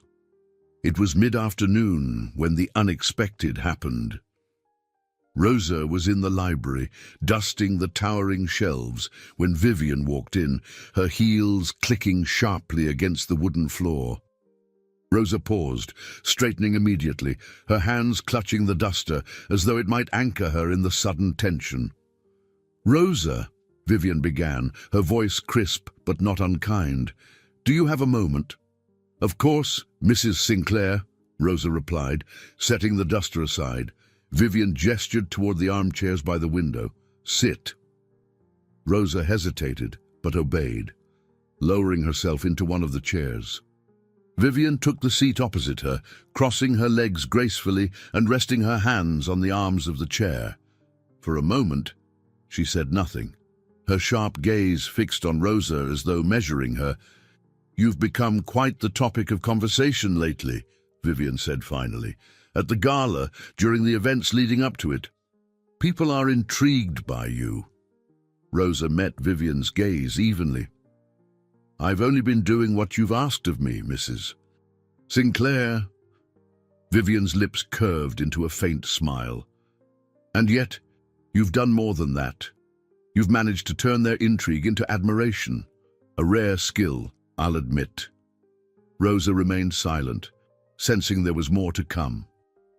Vivian leaned forward slightly, her expression sharpening, but admiration can be a double-edged sword. It can elevate you or it can put a target on your back. And in this world, people are always looking for vulnerabilities to exploit.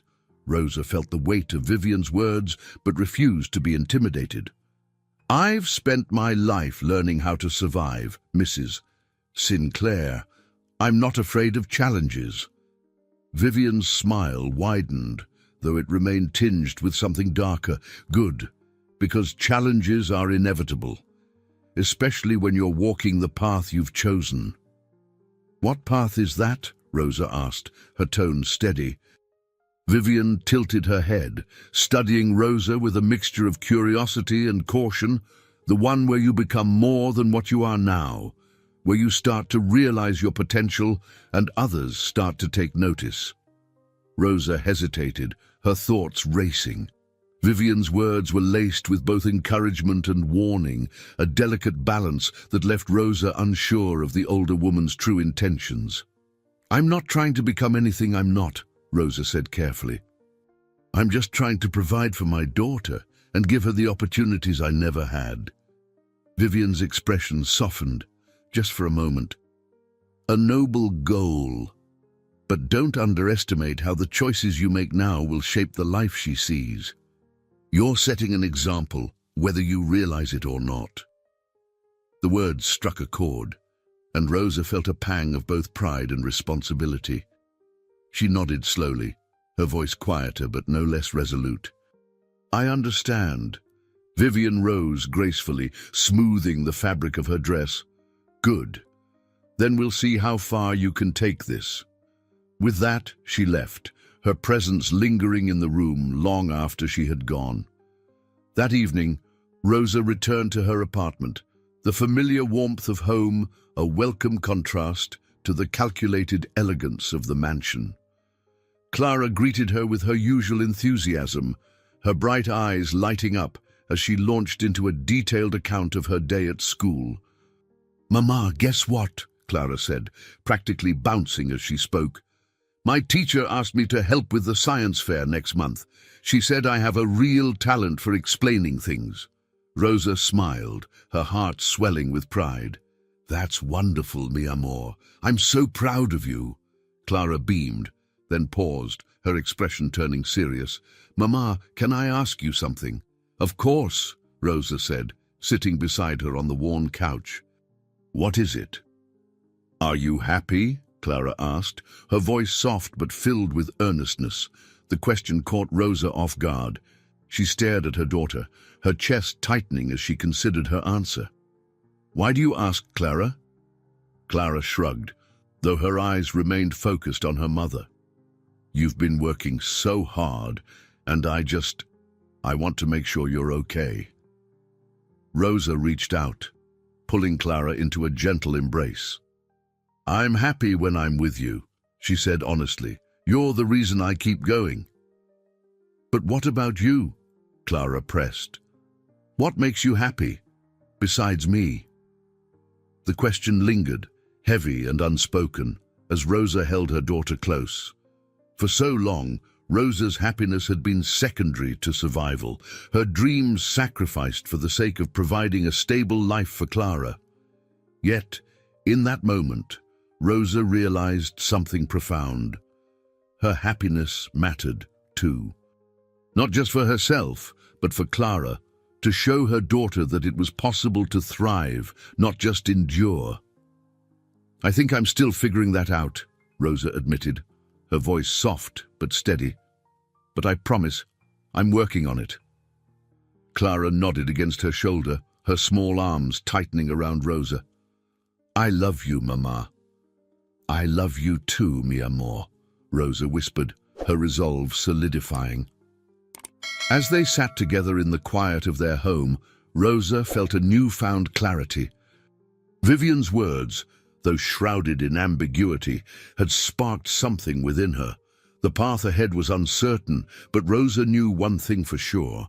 She would walk it with courage, for herself and for Clara. It wasn't just about survival anymore. It was about finding a way to truly live. The Sinclair mansion was unusually quiet in the early morning, with the soft hum of distant traffic the only sound breaking the stillness. Rosa Morales walked through the empty halls, her shoes making barely a whisper against the polished wood floors. She felt the familiar weight of her duties, yet her mind buzzed with something more, an inexplicable energy that came from the realization she had shared with Clara the night before. Today felt different. There was a resolve in Rosa's step, a determination that filled the spaces where self-doubt had once lived. She was still Rosa, a mother and a worker, but she was also a woman, beginning to see the value in her own voice and ambitions. Her first task of the morning took her to the library, where she was tasked with reorganizing some of the rare books that Vivian insisted on displaying but never read. Rosa had barely begun when the door creaked open and Ethan entered, his hair disheveled and his tie loosely knotted. He carried a cup of coffee, the steam curling upward. "Rosa," he greeted, his tone light but distracted.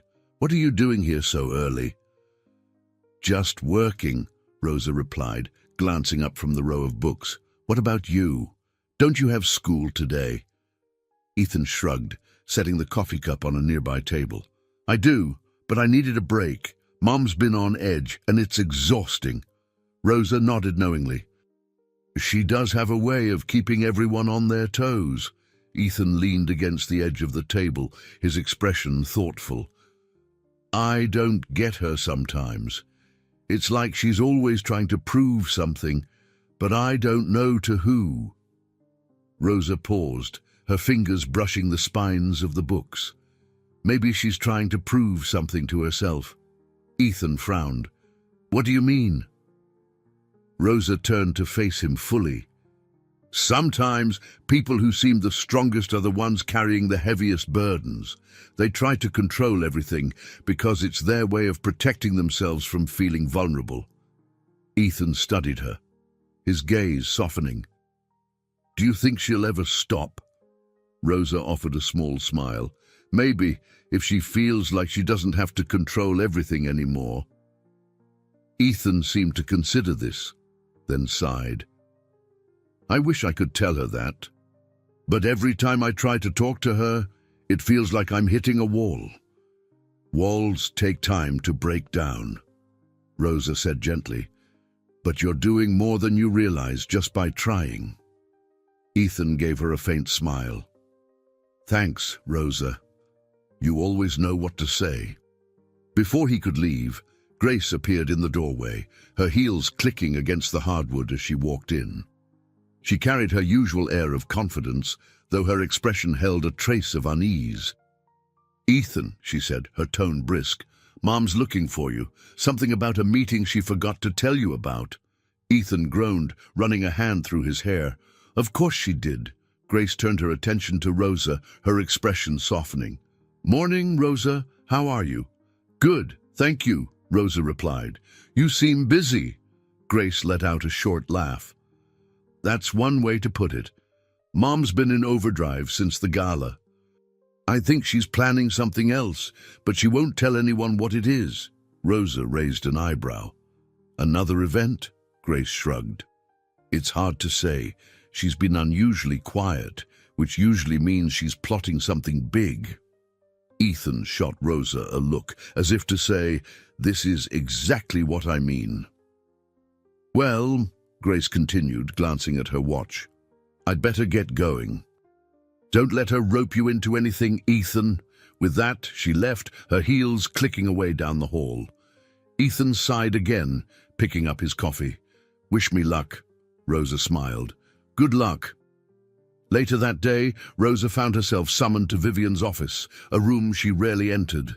It was as pristine and intimidating as its owner, with its sleek black desk, floor-to-ceiling windows, and minimalist decor. Vivian sat behind the desk, her hands clasped in front of her, her expression unreadable. "Rosa," Vivian began as Rosa stepped inside. "Sit." Rosa obeyed, taking the chair opposite Vivian's. She felt the tension in the room but kept her expression neutral. "I've been thinking about what you said the other day," Vivian said, her tone measured. "About compassion and strength." Rosa blinked, caught off guard. She hadn't expected Vivian to bring it up again, much less admit to reflecting on it. "I don't necessarily agree with you," Vivian continued, "but I've come to realize that there's value in your perspective." Rosa chose her next words carefully. "I appreciate you saying that, Mrs. Sinclair." Vivian leaned back slightly, her gaze narrowing. "I've also noticed the way you've connected with my children. Grace speaks highly of you. And Ethan." "Well, he trusts you more than he trusts me." Rosa's stomach tightened. "I'm not trying to come between you and your children, Mrs. Sinclair." Vivian waved a hand dismissively. "I know that, but it's made me realize something. I've spent so much time trying to mold them into what I think they should be, that I may have forgotten to let them be who they are."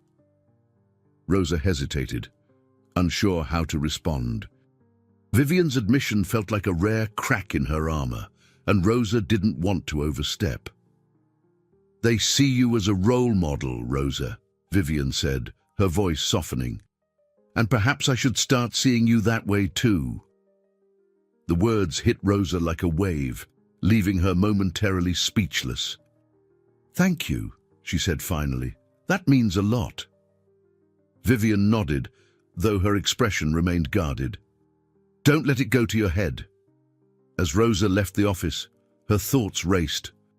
For the first time, she felt a glimmer of true understanding between herself and Vivian, a fragile bridge beginning to form. It wasn't trust, not yet, but it was a start, and for Rosa, that was enough to keep moving forward. The days following Rosa's conversation with Vivian unfolded with a peculiar mix of tension and quiet.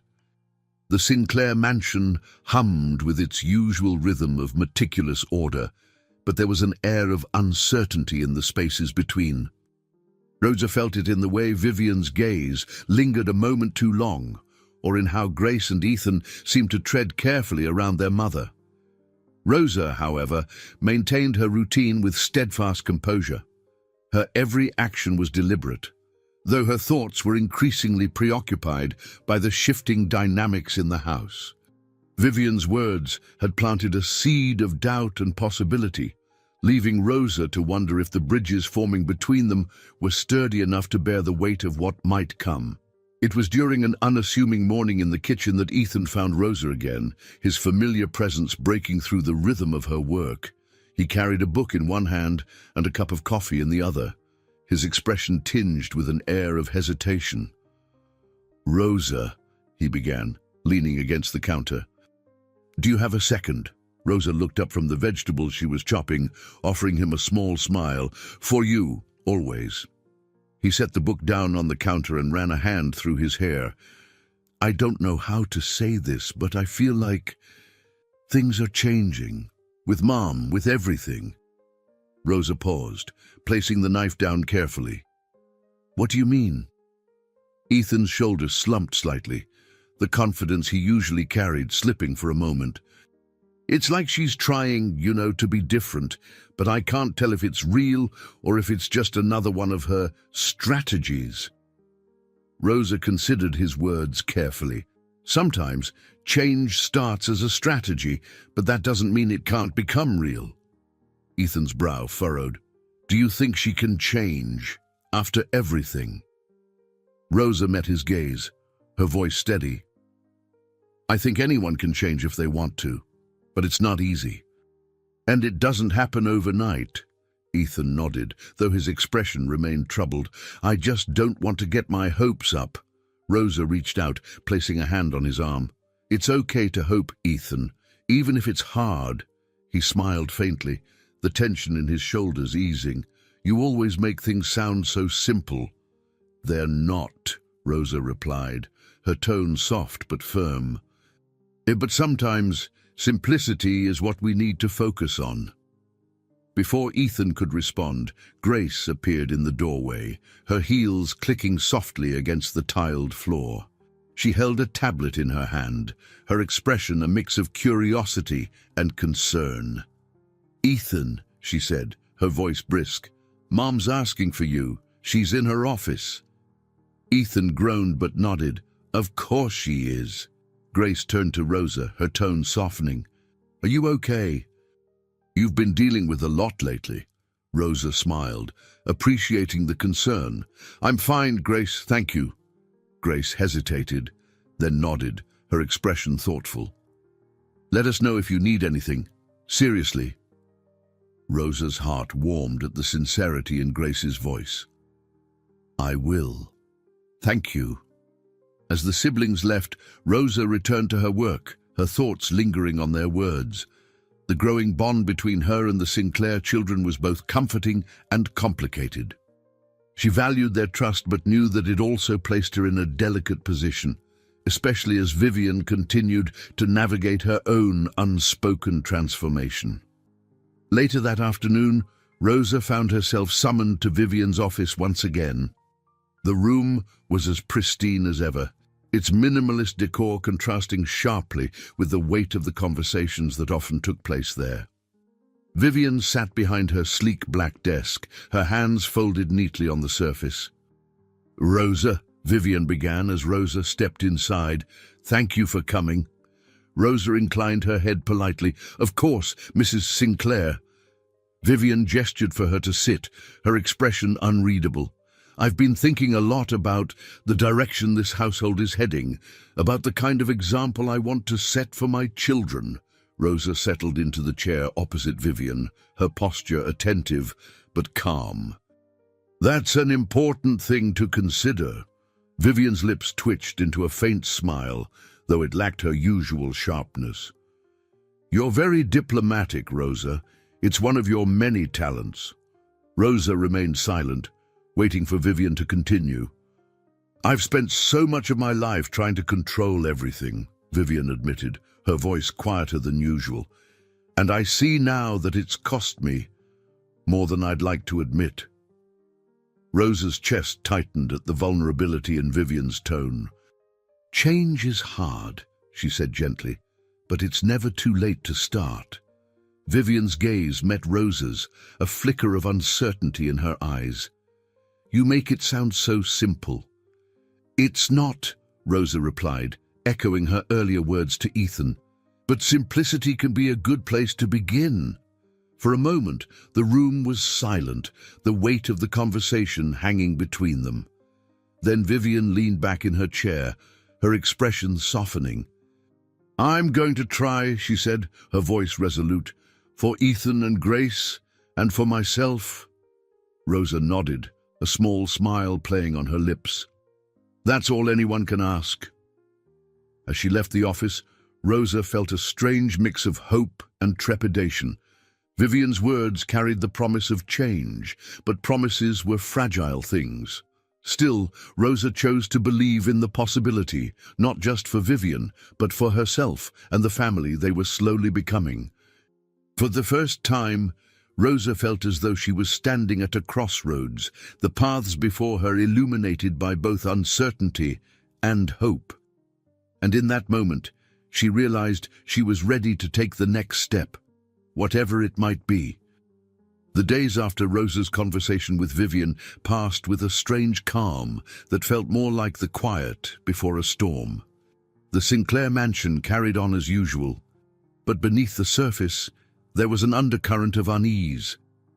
Rosa Morales could feel it in the way the staff moved with heightened vigilance, in the sharpness of Vivian's commands, and in the subdued tones of Grace and Ethan's conversations.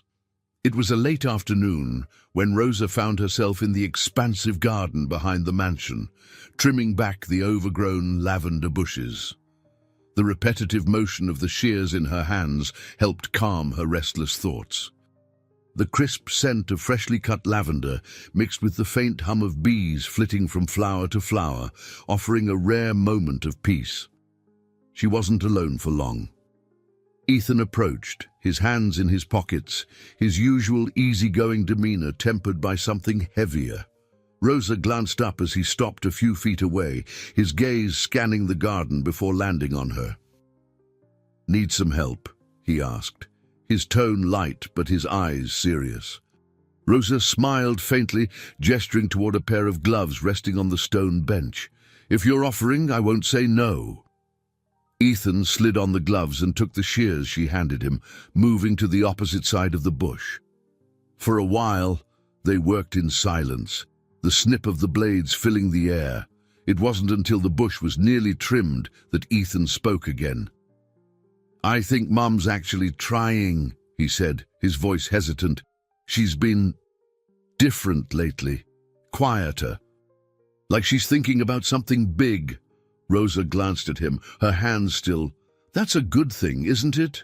Ethan shrugged, a frown tugging at his lips. "I don't know. It's hard to trust. Every time I've gotten my hopes up, she's let me down." Rosa set the shears aside, her gaze steady on Ethan. "People don't change overnight, Ethan. It's a process, and sometimes it takes a long time to see the results." Ethan looked down, his jaw tightening. "Yeah, but what if the change isn't real? What if it's just another way for her to control things?" "That's a possibility," Rosa admitted, "but you won't know unless you give her a chance." He sighed, his shoulders slumping. "It's hard to believe in her when she's spent so much of her life trying to be someone else." Rosa placed a gentle hand on his arm, her voice soft but firm. "Belief isn't easy. But if you want her to change, you have to show her that you believe she can. It's a two-way street." Ethan nodded, though his expression remained conflicted. "I'll try. I just don't want to get hurt again."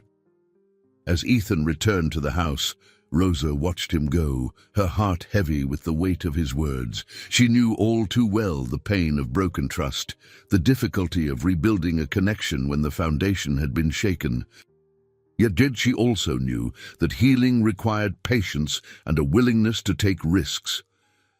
That evening, the tension in the Sinclair household reached a quiet peak.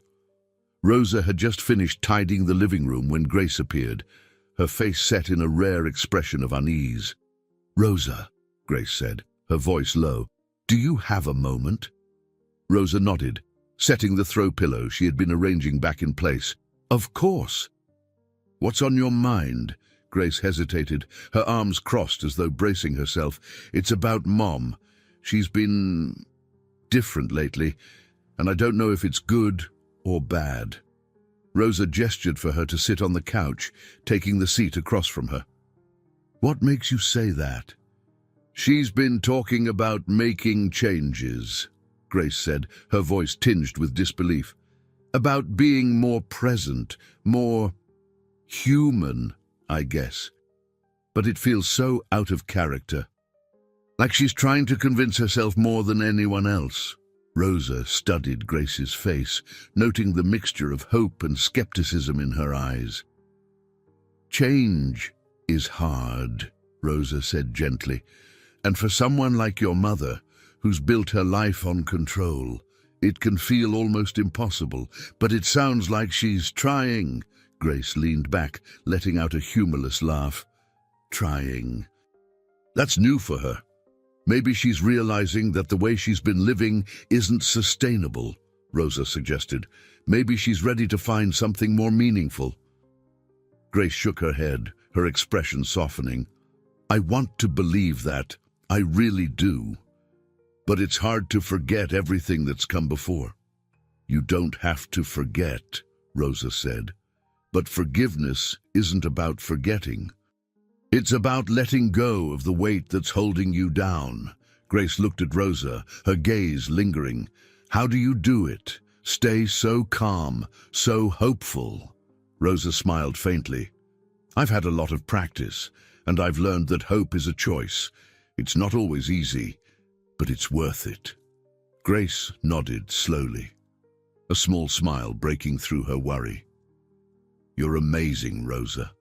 I don't know how this house functioned before you came along." Rosa chuckled softly, shaking her head. "I'm just doing my best." As Grace left the room, Rosa felt a sense of quiet resolve settle over her. The Sinclair family was at a crossroads, and she was beginning to see how much her presence mattered, not just as a caretaker, but as a catalyst for something greater. Whether or not Vivian's transformation was genuine, Rosa knew she had a role to play in helping this family find its way. For the first time, she allowed herself to believe that her efforts were making a difference, and that belief, fragile but real, gave her the strength to keep moving forward. The late afternoon sun streamed through the Sinclair mansion's grand windows, casting long golden rays across the polished floors. Rosa Morales stood in the kitchen, organizing the fresh produce delivered earlier that day. Her hands moved with practiced efficiency, yet her thoughts drifted to the quiet exchanges she'd had with Grace and Ethan over the past few days. Their guarded hope and uncertainty mirrored her own feelings toward Vivian, whose enigmatic shifts in behavior had left Rosa wondering what was truly at play. Her thoughts were interrupted by the sudden arrival of Margaret Hewitt. Margaret's presence always carried a sense of warmth and calm, but today her sharp eyes betrayed a subtle intensity. She entered the kitchen with a deliberate pace, setting her leather handbag on the counter. "Rosa," Margaret greeted, her tone measured but kind. "I was hoping to catch you before the day got away from us." Rosa smiled faintly, wiping her hands on a towel. "Mrs. Hewitt, it's always a pleasure. What brings you here?" Margaret pulled out a chair at the small table near the window and gestured for Rosa to sit. "I wanted to talk to you about Vivian." The mention of Vivian sent a ripple of apprehension through Rosa, but she masked it well, taking the seat across from Margaret. "What about her?" Margaret leaned forward slightly, resting her elbows on the table. "I've known Vivian for a long time. Longer than most people in her life now. And while I've seen her at her best, I've also seen her at her worst. Lately, I've been noticing cracks." Rosa tilted her head, her expression thoughtful. "She's been different recently, quieter, more reflective." Margaret nodded. "Exactly. And while I want to believe it's a sign of growth, I know Vivian well enough to recognize that she's carrying something heavy. Something she hasn't shared with anyone." Rosa hesitated, her mind turning over the implications of Margaret's words. "Do you think she's capable of letting someone in, of being vulnerable?" Margaret smiled faintly, her eyes softening. "I think she is, but it will take someone she trusts implicitly, and that's not an easy thing for Vivian." Rosa glanced down at her hands, the weight of Margaret's observation settling over her. "She doesn't trust easily," Rosa admitted. "But she's shown glimpses of it, with Ethan, with Grace, and even with me. That's why I wanted to talk to you." Margaret said, her voice steady. "You've become an important presence in this house, Rosa. You've managed to connect with her children in ways even she hasn't, and I think you're in a unique position to help her, if you're willing." Rosa's breath caught at the enormity of the suggestion. "I don't know if I'm the right person for that," she said softly. "Vivian and we're so different." Margaret reached across the table, placing a gentle hand over Rosa's. "And that's exactly why you might be the only person who can reach her. She needs someone who can see her for who she is, not just the image she projects." Rosa swallowed hard, the gravity of Margaret's words settling into her chest. She nodded slowly, her voice quiet but firm. "I'll do what I can." Margaret smiled warmly, her hand giving Rosa's a reassuring squeeze. "That's all anyone can ask." That evening, Rosa found herself summoned to Vivian's private sitting room. The space was more intimate than the formal areas of the mansion, with softer lighting and personal touches. A framed photograph of Grace and Ethan as children, a worn leather journal on the side table. Vivian was seated on the couch, a glass of wine in her hand, her posture unusually relaxed. "Rosa," Vivian said as Rosa entered, "sit with me." Rosa obeyed, taking the chair across from her. She folded her hands neatly in her lap, waiting for Vivian to speak. For a long moment, Vivian said nothing, her gaze fixed on the wine swirling in her glass. When she finally spoke, her voice was quieter than Rosa had ever heard it. "Do you ever feel like you're carrying something so heavy that it might break you?" Rosa's heart ached at the vulnerability in Vivian's tone. "Yes," she replied honestly. "I've felt that many times." Vivian looked up, her eyes searching Rosa's face. "How do you keep going?" Rosa hesitated, choosing her words carefully. "I remind myself why I'm carrying it. For my daughter. For the life I'm building for her.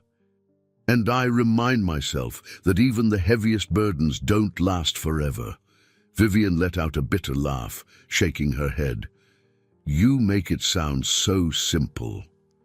"It's not simple," Rosa said gently, "but it's a choice. And sometimes, making that choice every day is the hardest part." Vivian set her glass down, her hands trembling slightly. "I've made so many mistakes, Rosa. I've hurt people I care about, pushed them away because it felt safer than letting them in." Rosa leaned forward, her voice steady but soft. "It's not too late to change that. It's never too late to try." Vivian looked at Rosa, her expression a mix of gratitude and fear. "Do you really believe that?" "I do," Rosa said firmly, "but it starts with being honest, with yourself and with the people you care about." Vivian nodded slowly, her gaze dropping to her hands. "I don't know if I can." "You can," Rosa said, "and you don't have to do it all at once. One step at a time." The silence that followed was heavy but not uncomfortable. Vivian's guarded walls, so carefully constructed over the years, seemed to waver. Rosa knew that trust would take time, but in that moment she felt something shift, a tentative opening, a glimmer of possibility. As Rosa left the sitting room, she carried with her the weight of Vivian's words, but also a newfound sense of purpose. She had been asked to help carry someone else's burden, and though the path ahead was uncertain, Rosa knew she would do her best to lighten the load. The air in the Sinclair mansion felt heavier than usual the next morning, as though the emotions shared in Vivian's sitting room the night before still lingered. Rosa Morales went about her tasks with a focused determination, though her thoughts drifted to the vulnerability Vivian had shown. It was a side of her employer Rosa hadn't expected to see, and it carried with it the weight of unspoken questions. As Rosa polished the silverware in the dining room, Grace entered, her heels clicking softly on the marble floor. She carried a tablet in one hand, her expression distracted but not unkind. Spotting Rosa, Grace paused, lowering the tablet. "Rosa," Grace said, her voice softer than usual, "do you have a minute?" Rosa looked up, setting the silverware aside. Of course. Is something wrong? Grace hesitated, leaning against the edge of the table. Not wrong, exactly, but I've been thinking about Mom. She's different lately. I don't know if it's real or if she's just trying to put on another performance. Rosa studied Grace's face, seeing the uncertainty that mirrored her brother Ethan's. What makes you think it might be a performance? Rosa asked gently. Grace sighed, crossing her arms, because that's who she's always been. Everything she does is calculated, but then there are moments, little things, that make me wonder if she's actually trying. Rosa nodded thoughtfully. Change doesn't come easily for anyone, Grace, especially for someone like your mother, who spent so much of her life building walls to protect herself. Grace frowned, her fingers tapping idly against the tablet. But why now?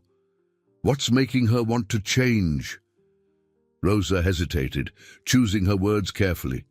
Sometimes it takes losing something, or the fear of losing it, to make us see what really matters. Grace's gaze softened, her arms relaxing at her sides. You think she's afraid of losing us? I think she's starting to realize what she stands to lose if she doesn't change, Rosa said, and that's a powerful motivator. Grace nodded slowly, her expression contemplative. Maybe you're right. I want to believe her. I want to believe that she can be the mother we've always needed. Rosa offered a small smile, her voice steady. Believing in someone is the first step to helping them believe in themselves. Grace's lips quirked into a faint smile, though her eyes still held a hint of doubt. You're annoyingly wise, Rosa. Rosa chuckled softly, shaking her head. Not wise, just experienced. Grace straightened, her expression warming. Well, whatever it is, we're lucky to have you. Don't let her scare you off, okay? She doesn't scare me, Rosa said simply. I've seen too much to be scared by someone like Vivian, Grace laughed, the sound light but genuine. You're braver than I am. As Grace left the room, Rosa returned to her work, her thoughts churning. The threads of connection between the Sinclair family members were fragile but present, and Rosa felt an increasing responsibility to help strengthen them. Whether or not she could truly bridge the gaps between them remained to be seen, but she was willing to try. That evening, as the sun dipped below the horizon, casting the mansion in a warm amber glow, Rosa found herself in the garden, pruning the hedges. The rhythmic snip of the shears was soothing, allowing her a rare moment of peace. She wasn't alone for long, however. Ethan appeared, his presence quiet but purposeful. Rosa, he called softly, stepping closer. I figured I'd find you here. Rosa looked up, smiling faintly. It's my favorite place to clear my head. Ethan nodded, leaning against the garden bench. I get that. Sometimes I come out here at night, just to think.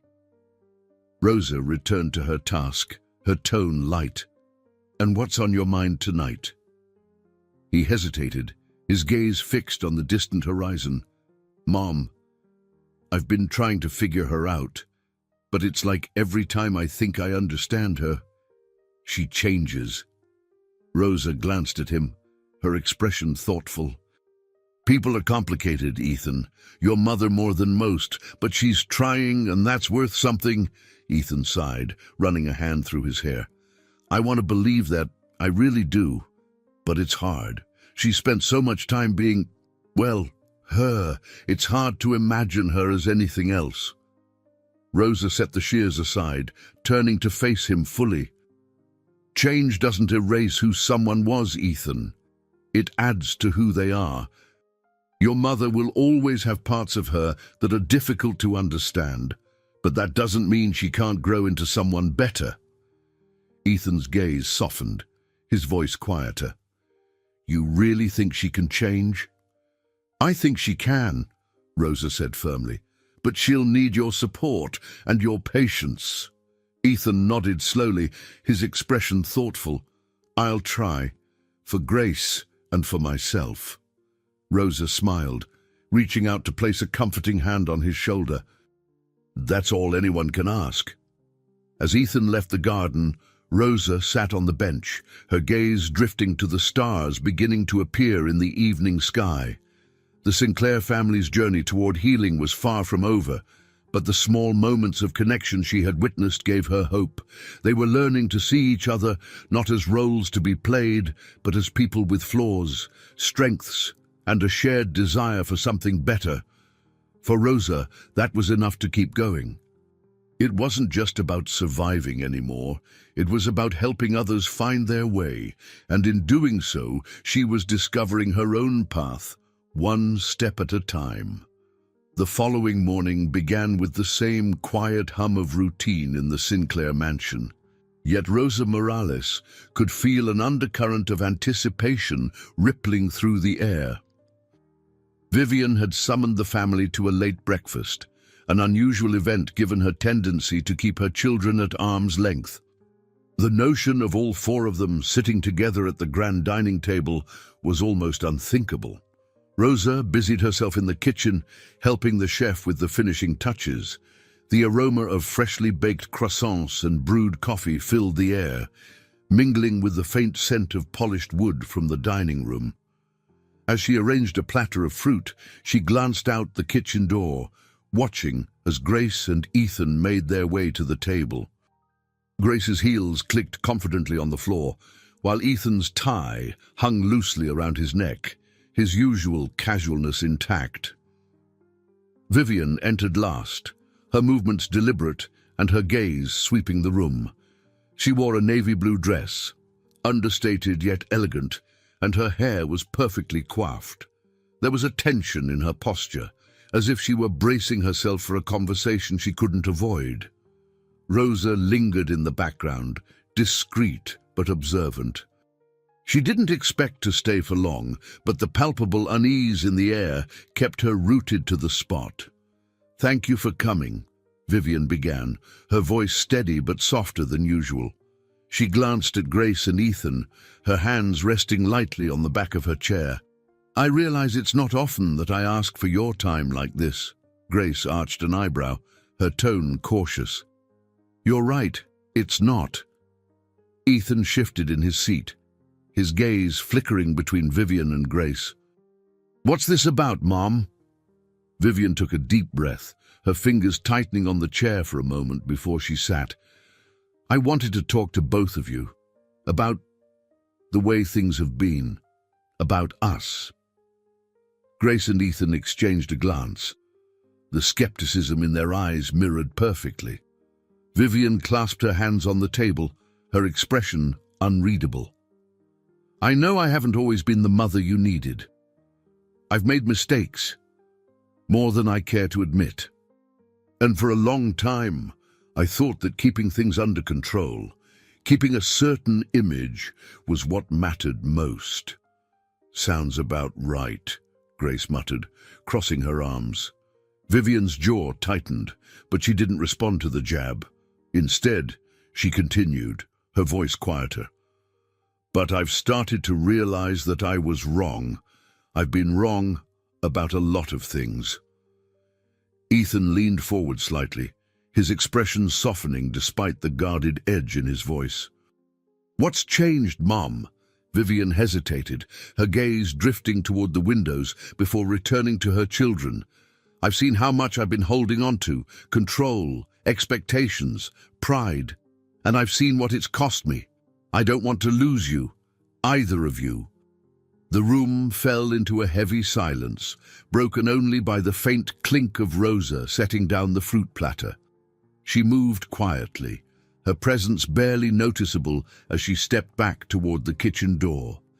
But as she turned to leave, Vivian spoke again. "Rosa," Vivian said, her voice steady but laced with an unfamiliar vulnerability. "Stay, please." Rosa froze, then nodded, returning to her discreet spot near the sideboard. She felt the weight of the family's collective gaze, but kept her expression neutral. Grace was the first to break the silence, her tone sharp but not unkind. "So, what does this mean, Mom? You're just changing overnight?" Vivian shook her head. "No, I know this isn't something that can be fixed with words, but I want to try. I want to start doing things differently." Ethan rubbed the back of his neck, his voice low. "It's hard to believe you just wake up one day and decide to change." "I didn't," Vivian admitted. "It's been building for a while, and honestly, Rosa's had a lot to do with it." Rosa's eyes widened slightly, though she quickly schooled her expression. Grace and Ethan turned to her, their curiosity evident. "Rosa's shown me what it means to be strong without needing to control everything," Vivian continued. "She's reminded me of the value of honesty, of humility, and she's made me realize that it's not too late to be better." Grace leaned back in her chair, her arms still crossed but her expression less defensive. "Well, she's not wrong. Rosa's pretty amazing." Ethan nodded, a faint smile tugging at his lips. "She is..." Rosa felt her cheeks flush, but she kept her head high. "I'm just doing my best, like anyone else." Vivian smiled faintly, the tension in her shoulders easing for the first time. "Your best has been more than enough, for all of us." For the next hour, the family sat together, their conversation tentative but genuine. Vivian listened more than she spoke, her usual sharpness replaced with quiet attentiveness. Grace and Ethan slowly began to open up, their walls not fully lowered but showing cracks of vulnerability. Rosa watched from the sidelines, her heart swelling with a mix of pride and hope. The Sinclairs were far from perfect, but for the first time they were trying, not for appearances, but for each other. As the breakfast wound down, Vivian turned to Rosa with an expression of gratitude. "Thank you," she said softly, "for everything." Rosa nodded, her voice steady. "It's my pleasure, Mrs. Sinclair." And as she cleared the table and returned to the kitchen, Rosa felt a quiet certainty take root within her. She had become more than an observer in the Sinclair family's journey. She was part of their fragile steps forward, a bridge helping them navigate their way towards something better. And for Rosa, that was worth every challenge she had faced. The afternoon sun spilled into the Sinclair mansion, casting golden light over the grand foyer as the house settled into an unusual calm. Rosa Morales had spent the day balancing her routine tasks with quiet reflection. The family breakfast earlier had left her with a strange mix of hope and apprehension. For the first time, she had witnessed a genuine effort by Vivian to break through the barriers she had spent years constructing. But Rosa knew the path to real change was rarely smooth. As Rosa wiped down the polished staircase railing, Grace appeared at the top of the stairs, her expression unreadable. She descended with her phone in hand, her heels clicking rhythmically against the wooden steps. Catching sight of Rosa, she paused, tucking her phone into her pocket. "Rosa," Grace said, her tone casual but tinged with hesitation. "Do you have a minute?" Rosa straightened, setting her cloth aside. "Of course. What's on your mind?" Grace leaned against the railing, her arms crossed. "That breakfast this morning, I don't even know what to think about it. Mom actually listening to us, apologizing. It felt surreal." Rosa offered a small smile, her voice calm. "It's not easy for someone like your mother to admit when she's wrong, but she's trying, Grace. That has to mean something." Grace sighed, her fingers tapping idly against the banister. "I want to believe it, I really do, but I've seen her act like this before, only for everything to go back to how it was." "People don't change overnight," Rosa said gently, "but if you give her a chance, she might surprise you." Grace studied Rosa for a moment, her expression softening. "You always know what to say. How do you stay so balanced through all of this?" Rosa chuckled softly, shaking her head. "I've learned to take things one day at a time." And I remind myself why I'm here, what's important. Grace nodded slowly, her gaze thoughtful. I guess I could learn a thing or two from you. Rosa smiled, but before she could respond, the sound of raised voices echoed from Vivian's office. Both women turned toward the source, their expressions tightening. Grace's brows furrowed, and she started toward the hallway. "Stay here," Grace said, her tone firm. "I'll handle it." Rosa hesitated, watching as Grace disappeared down the hall. The tension in the air thickened, but Rosa kept her composure, her instincts urging her to stay within earshot. She moved closer to the hallway, careful not to intrude but listening for any sign that she might be needed. From the office, Vivian's voice rang out, sharp but strained. "Ethan, I'm trying to have a conversation with you. And I'm trying to understand why you're suddenly so interested." Ethan shot back, his tone defensive. "You can't just decide to be involved now and expect everything to be fine."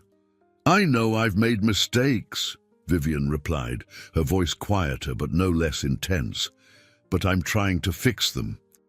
Can't you at least meet me halfway?" The silence that followed was heavy, broken only by the muffled sound of footsteps as Grace entered the room. "Okay, what's going on?" Grace demanded, her voice carrying an edge of authority. "Ask Mom," Ethan said bitterly. "She's the one who dragged me in here." "I asked you in here because I want to talk," Vivian said, her frustration barely contained. "But it feels like no matter what I do, I can't get through to either of you." "That's because you've spent years treating us like props in your perfect little world," Ethan retorted. "How are we supposed to trust you now?" Grace's voice softened, though it carried a note of warning. "Ethan, that's enough." Ethan let out a bitter laugh. "Is it, or are we just supposed to pretend like everything's fine now?" Rosa's heart ached at the raw emotion in Ethan's voice. She edged closer, debating whether to intervene when Grace's voice rang out again. "Mom's trying," Grace said, her tone firm. "And yeah, it's not going to fix everything overnight, but if we don't at least give her a chance, then what's the point?" The room fell silent, and Rosa felt the weight of the family's unspoken pain pressing against the walls. She stepped back, giving them space, but ready to step in if needed. After what felt like an eternity, the office door opened and Grace emerged, her expression tight but composed. She spotted Rosa waiting in the hall and offered a small nod, her shoulders relaxing slightly. "It's complicated," Grace said quietly, "but I think we made some progress." Rosa smiled gently. "That's a start." Grace exhaled, her gaze steady on Rosa. "You should have been in there. You'd probably have fixed everything in 5 minutes." Rosa chuckled softly. "Some things can only be fixed from within." Grace nodded, her expression softening. "Thanks, Rosa, for everything." As Grace walked away, Rosa lingered in the hallway, her thoughts heavy yet hopeful. The cracks in the Sinclair family's foundation were deep, but they were beginning to mend, slowly and imperfectly. Rosa knew the road ahead would be long, but she also knew that even the smallest steps could lead to profound change. For now, that was enough. And Rosa was determined to keep walking beside them, no matter where the path led. The tension in the Sinclair mansion lingered like a storm cloud after the confrontation in Vivian's office. Rosa Morales moved through the house with practiced ease, her focus on her duties providing a semblance of normalcy. Yet she couldn't shake the echoes of Ethan's words or the pain in Vivian's voice. The fragile connections forming within the family were being tested, and Rosa hoped they would hold. Late in the afternoon, Rosa found herself in the sunroom, dusting the ornate shelves that lined the walls. The room, bathed in golden light, was one of her favorite spaces in the mansion, a rare blend of elegance and warmth. As she worked, the door creaked open, and Vivian stepped inside, her heels clicking softly against the tile floor. Rosa, Vivian said, her tone quieter than usual. Do you have a moment? Rosa set down the dustcloth, turning to face her. Of course, Mrs. Sinclair. Vivian gestured toward the small table by the window, where two chairs sat invitingly.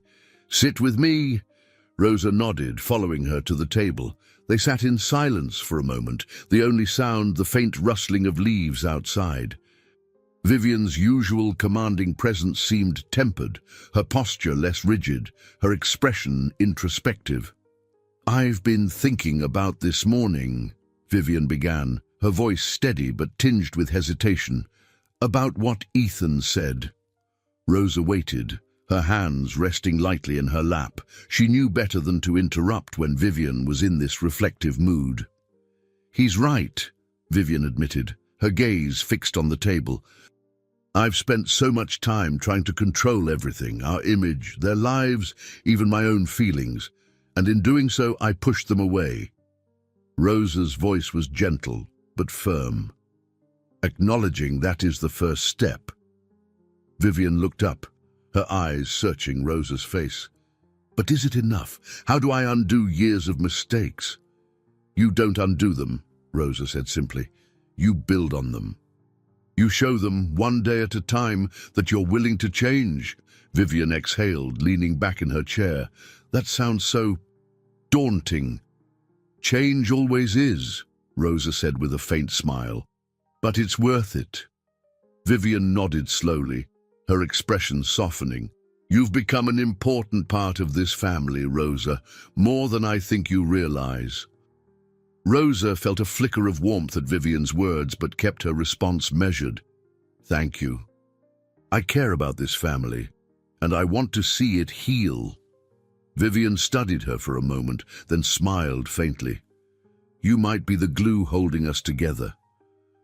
Before Rosa could respond, the door opened again, and Ethan stepped inside. His hands shoved into his pockets. He hesitated when he saw them sitting together but didn't retreat. Am I interrupting? Ethan asked, his tone neutral but his eyes wary. Not at all, Vivian said, her voice soft. Come, sit with us. Ethan raised an eyebrow but obliged, pulling out a chair and slumping into it. He glanced at Rosa, his expression softening slightly. Rosa's here.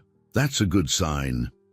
Vivian's lips twitched into a faint smile, though she didn't comment. Instead, she turned to Ethan, her voice quieter than Rosa had ever heard it. I want to apologize, Ethan, for everything. For not being the mother you needed me to be. Ethan stiffened, his gaze darting to Rosa as if seeking reassurance. Rosa gave him a small nod, silently encouraging him to listen. Vivian continued, her tone earnest. I know I've made it hard for you to trust me, and I don't blame you for being angry, but I want to try to be better for you and Grace. Ethan sat in silence, his jaw tight. When he finally spoke, his voice was low but steady. It's not going to be easy, Mom. You can't just say the right things and expect us to forget everything. I know, Vivian said, her hands clasped tightly in front of her, but I'm willing to put in the work. I just hope you'll give me the chance. Rosa watched as Ethan's expression softened, the anger in his eyes giving way to something more vulnerable. He let out a sigh, leaning back in his chair. I guess it's a start. Vivian's shoulders relaxed slightly, a hint of relief crossing her face. That's all I'm asking for. Ethan glanced at Rosa again, his lips curving into a faint smile. You had something to do with this, didn't you? Rosa shook her head, her voice light. I just reminded your mother of what she already knew deep down. Vivian smiled at that, a genuine warmth in her expression. And I'm grateful for it. As the three of them sat together, a tentative but undeniable shift seemed to settle over the room. It wasn't a resolution, but it was a beginning, fragile, yet full of possibility. Rosa felt a quiet satisfaction, knowing that her presence had helped guide them toward this moment. Later, as Rosa returned to her tasks, she reflected on the day's events. The Sinclairs still had a long way to go, but for the first time, Rosa felt that they were truly walking the path together.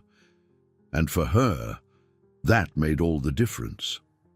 The afternoon sunlight filtered through the tall windows of the Sinclair mansion, casting a warm, golden glow across the polished floors. Rosa Morales was in the parlor, arranging a vase of fresh lilies. She had learned over the years that the simple act of arranging flowers could be soothing, even amid the complexities of life in the Sinclair household. Yet, her thoughts were not entirely calm. The morning's fragile conversation between Vivian and Ethan played in her mind, a cautious but hopeful melody. The soft creak of the door drew Rosa's attention. Grace entered, her steps deliberate, her expression unreadable. She wore a tailored blazer and jeans, her polished exterior revealing little of the emotions she often kept hidden. "Rosa," Grace said, her voice casual but carrying an undercurrent of purpose. "Do you have a moment?" Rosa set the vase down gently, turning to face her. "Of course. What's on your mind?" Grace gestured toward the settee by the window, and Rosa followed her lead, sitting across from her. For a moment, Grace stared out at the garden, her fingers lightly tracing the armrest. "I've been thinking a lot about Mom," Grace began, her voice measured, "about everything she said at breakfast." Rosa tilted her head slightly, waiting for Grace to continue. "I want to believe her," Grace said, finally turning her gaze to Rosa. "But I can't help wondering, what if it doesn't last? What if she goes back to being her?" Rosa folded her hands in her lap, her voice calm but firm. "Change isn't linear, Grace. There will be setbacks. But the fact that she's trying means something." Grace sighed, leaning back against the cushions. "It's just, she's always been so focused on appearances, on perfection. It's hard to imagine her letting that go." "She may never completely let it go," Rosa admitted. "But even small changes can make a big difference. And those changes can ripple outward." Grace studied Rosa, her expression softening. "You really believe that, don't you?" "I do," Rosa said with quiet conviction. "I've seen it happen, even in the hardest of circumstances." Grace nodded slowly, her lips curving into a faint smile. "You have this way of making everything seem possible. It's infuriating." Rosa laughed softly, shaking her head. "I'm just speaking from experience." Grace stood, smoothing the fabric of her blazer. "Well, keep doing it. We need someone like you around here." As Grace left the room, Rosa felt a quiet satisfaction. The threads of connection within the Sinclair family were growing stronger, even if they were still fragile. For the first time, Rosa felt that Grace was beginning to let go of her skepticism and allow herself to hope.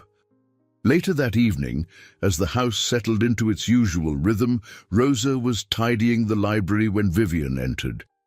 She carried a glass of wine in one hand, her movements uncharacteristically unhurried. Rosa straightened, her hands stilling as she watched Vivian approach. "Rosa," Vivian said, her tone softer than usual. "Do you have a moment?" "Of course, Mrs. Sinclair," Rosa replied, setting the book she was holding onto the shelf. Vivian gestured toward one of the armchairs, taking the seat across from it. Rosa hesitated for a moment before sitting down, her posture attentive but relaxed. "I wanted to thank you," Vivian began, her voice quiet, "for what you said earlier, for being here." Rosa nodded, her expression kind but composed. "It's my job, Mrs. Sinclair." Vivian shook her head slightly, a faint smile playing on her lips. "No, it's more than that. You've done more for this family than I ever expected or deserved." Rosa remained silent, sensing that Vivian had more to say. "I spent so much of my life trying to control everything," Vivian continued, her gaze distant. because I thought that if I could control it, I wouldn't get hurt. But in the process, I've hurt the people I care about most. It's not too late to change that, Rosa said gently. You've already started. Vivian's eyes met Rosa's, a flicker of vulnerability in her expression. Do you really believe that? I do, Rosa said firmly, and I think Ethan and Grace do too. They just need time. Vivian exhaled, leaning back in her chair. Time and patience, two things I've never been very good at. Rosa smiled faintly. You're learning. That's what matters. Vivian nodded, her expression softening. You've been more than an employee to this family, Rosa. You've been a guide, a friend. I hope you know how much we appreciate you. Rosa felt a warmth spread through her chest at Vivian's words, but she kept her response humble. Thank you, Mrs. Sinclair. That means a lot. As Vivian left the library, Rosa sat for a moment in the quiet room, her thoughts swirling. The Sinclair family was far from perfect, but they were trying. And in their efforts, Rosa saw the beginnings of something she had rarely witnessed in her time working for families like theirs: genuine growth. That night, as Rosa returned to her small apartment and was greeted by Clara's laughter, she felt a sense of peace. The road ahead would not be easy, but it was worth walking. And as Rosa held her daughter close, she knew that the bridges she was helping to build in the Sinclair mansion were not just for them. They were for her, too. A testament to the strength it takes to believe in the possibility of change. The morning sunlight poured into the Sinclair mansion's grand dining room, dappling the long table with warmth. Rosa Morales stood near the sideboard, preparing to replenish the silverware for the day. The house was unusually quiet, an almost fragile stillness lingering in the air. It felt like the calm after a storm, a moment where everything teetered on the edge of possibility.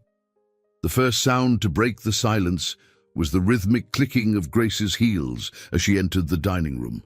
She carried a steaming mug of coffee, her other hand clutching her phone, though her attention was elsewhere.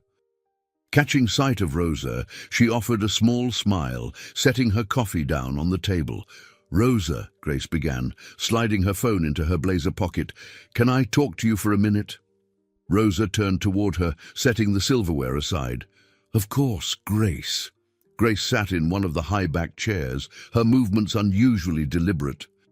"I've been thinking about something you said the other day, about giving people the chance to change." Rosa nodded, taking a seat across from her. "What about it?" Grace hesitated, her gaze shifting to the window. "It's hard to believe in someone when they've let you down so many times, but I think you're right. If I don't give Mom a chance now, I'll never know if she's really capable of being different." Rosa leaned forward slightly, her voice calm but firm. "Trust is a risk, Grace, but it's also a gift. By giving her that chance, you're not just helping her, you're giving yourself the opportunity to heal." Grace nodded slowly, her expression softening. "It's just hard to let go of the past." "It always is," Rosa said gently, "but holding on to it won't change what's already happened. It'll only keep you from moving forward." Grace looked at Rosa, her lips curving into a faint smile. "You make it sound so simple." "It's not," Rosa admitted, "but that's why it's worth it." Grace exhaled, a small laugh escaping her. "You're annoyingly wise, you know that?" Rosa chuckled softly. "I've been called worse." The lightness in their exchange seemed to ease some of Grace's tension, and Rosa felt a flicker of hope that the Sinclair family's fractures were beginning to mend. The afternoon brought a different kind of interaction. Ethan found Rosa in the library, where she was dusting the shelves. He appeared in the doorway, his usual casual demeanor replaced with something more subdued. "Hey, Rosa," he said, stepping inside. "Got a minute?" Rosa set down her dusting cloth, turning to face him. Always. What's on your mind? Ethan hesitated, leaning against the desk. It's about Mom. I've been trying to figure out if I can trust her, if this change she's trying to make is real. Rosa nodded, her gaze steady. That's understandable. Trust takes time, Ethan. He ran a hand through his hair, letting out a frustrated sigh. I want to believe her. I really do. But it's hard to forget all the time she put her image above us. Rosa approached him, her voice soft but firm. The past is part of who we are, but it doesn't have to define what comes next. If she's willing to try, maybe you can meet her halfway. Ethan's shoulders slumped slightly, his expression conflicted. I just don't want to get hurt again. I understand, Rosa said, placing a reassuring hand on his arm. But sometimes, taking that risk is the only way to move forward, and you're stronger than you think. Ethan offered a faint smile, his voice quiet.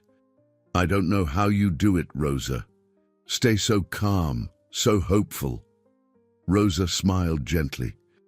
I've had practice, and I've learned that hope is the first step to finding something better. Ethan nodded, his expression softening. Thanks, Rosa. You always know what to say. As the evening approached, Vivian requested Rosa's presence in the sunroom.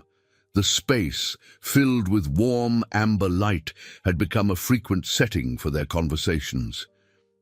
Vivian sat near the window, a glass of wine in her hand, her posture more relaxed than usual.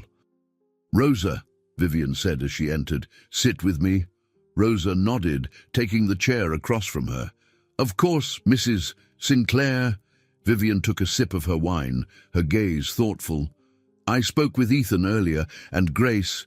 They're hesitant, but they're listening. That's a good sign, Rosa said gently. It means they're willing to try.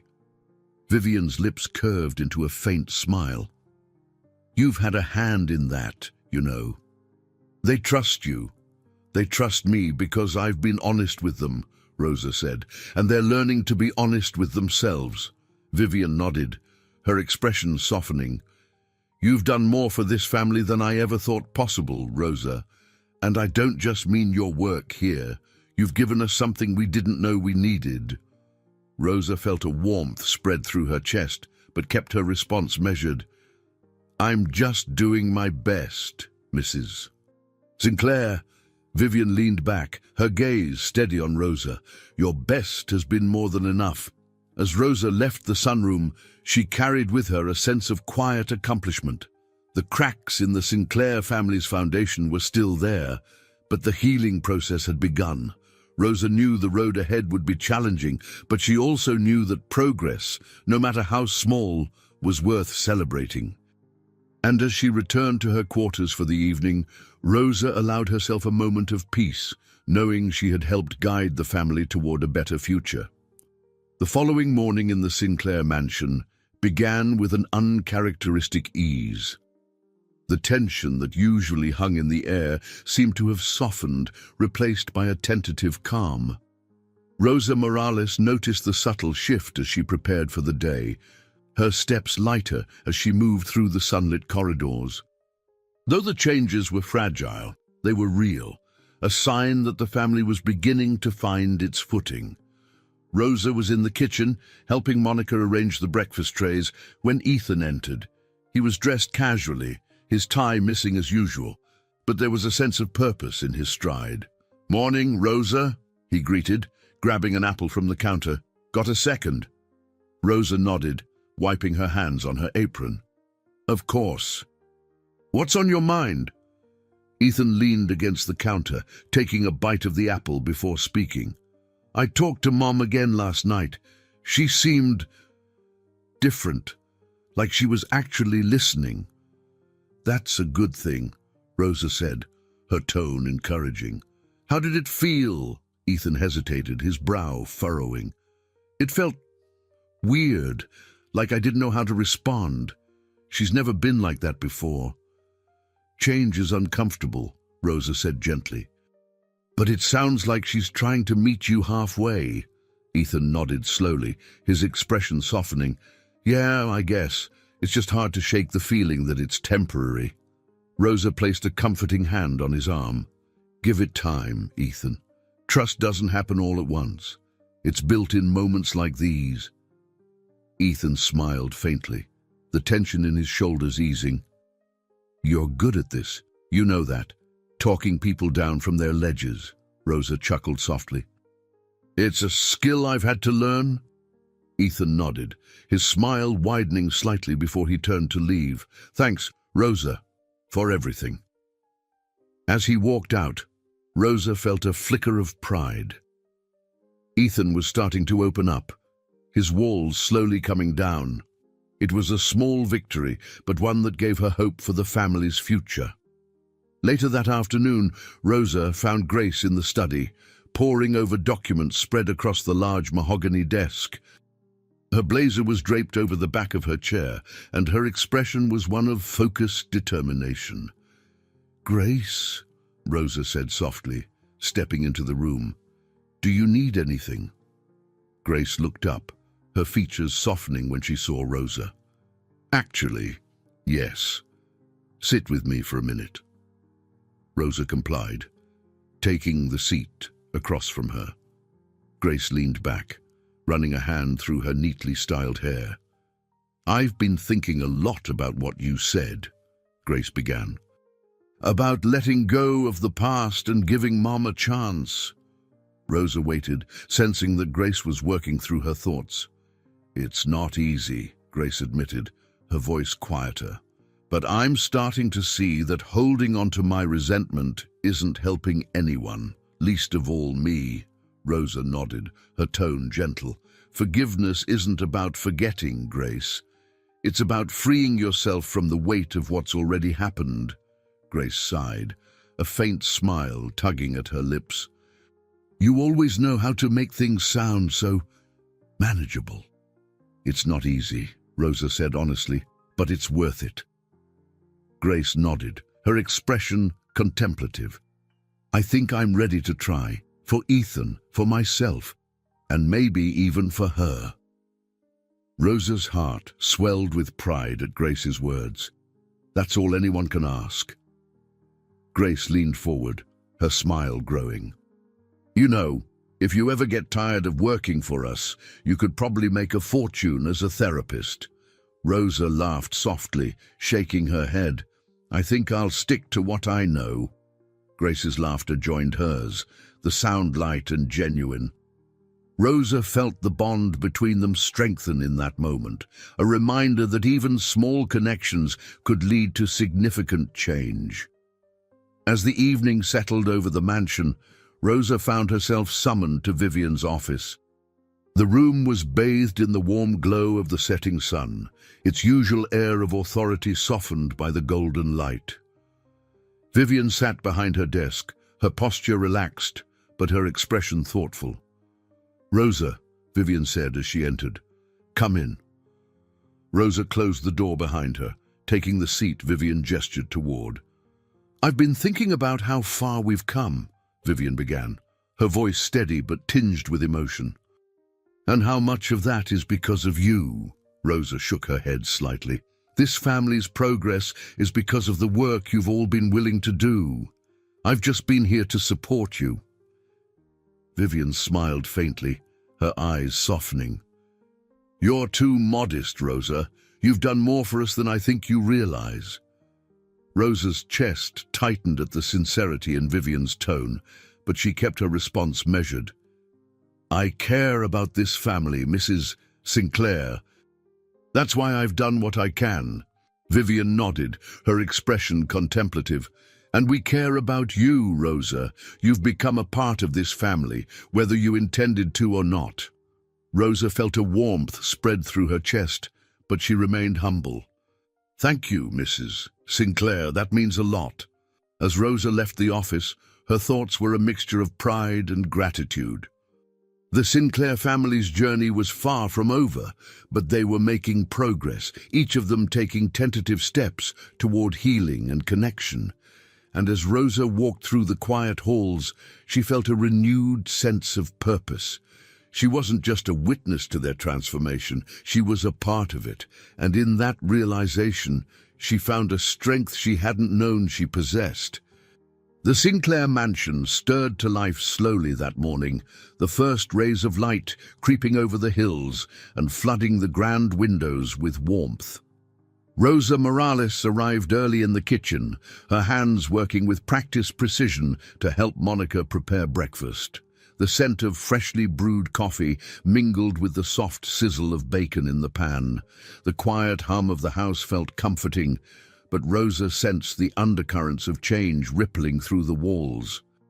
The stillness was broken when Ethan walked in, his usual casual air softened by a hint of uncertainty.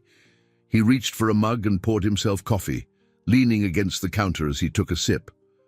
"Morning, Rosa," he greeted, his voice still heavy with sleep. "Good morning, Ethan," Rosa replied, her smile warm. "You're up early," he shrugged, cradling his mug in both hands. "Couldn't sleep. A lot on my mind." Rosa paused her work, turning to face him fully. "Do you want to talk about it?" Ethan hesitated, his gaze dropping to his coffee. "It's Mom. She's been trying so hard lately, and I want to believe her, but every time I start to let my guard down, I remember all the times she let us down before." Rosa stepped closer, her voice calm and steady. "Trust isn't easy, Ethan, especially when it's been broken. But the fact that you're even considering it means there's still hope." Ethan nodded slowly, his lips pressing into a thin line. "I guess I just don't know how to move past it." Rosa placed a comforting hand on his arm. "You take it one step at a time.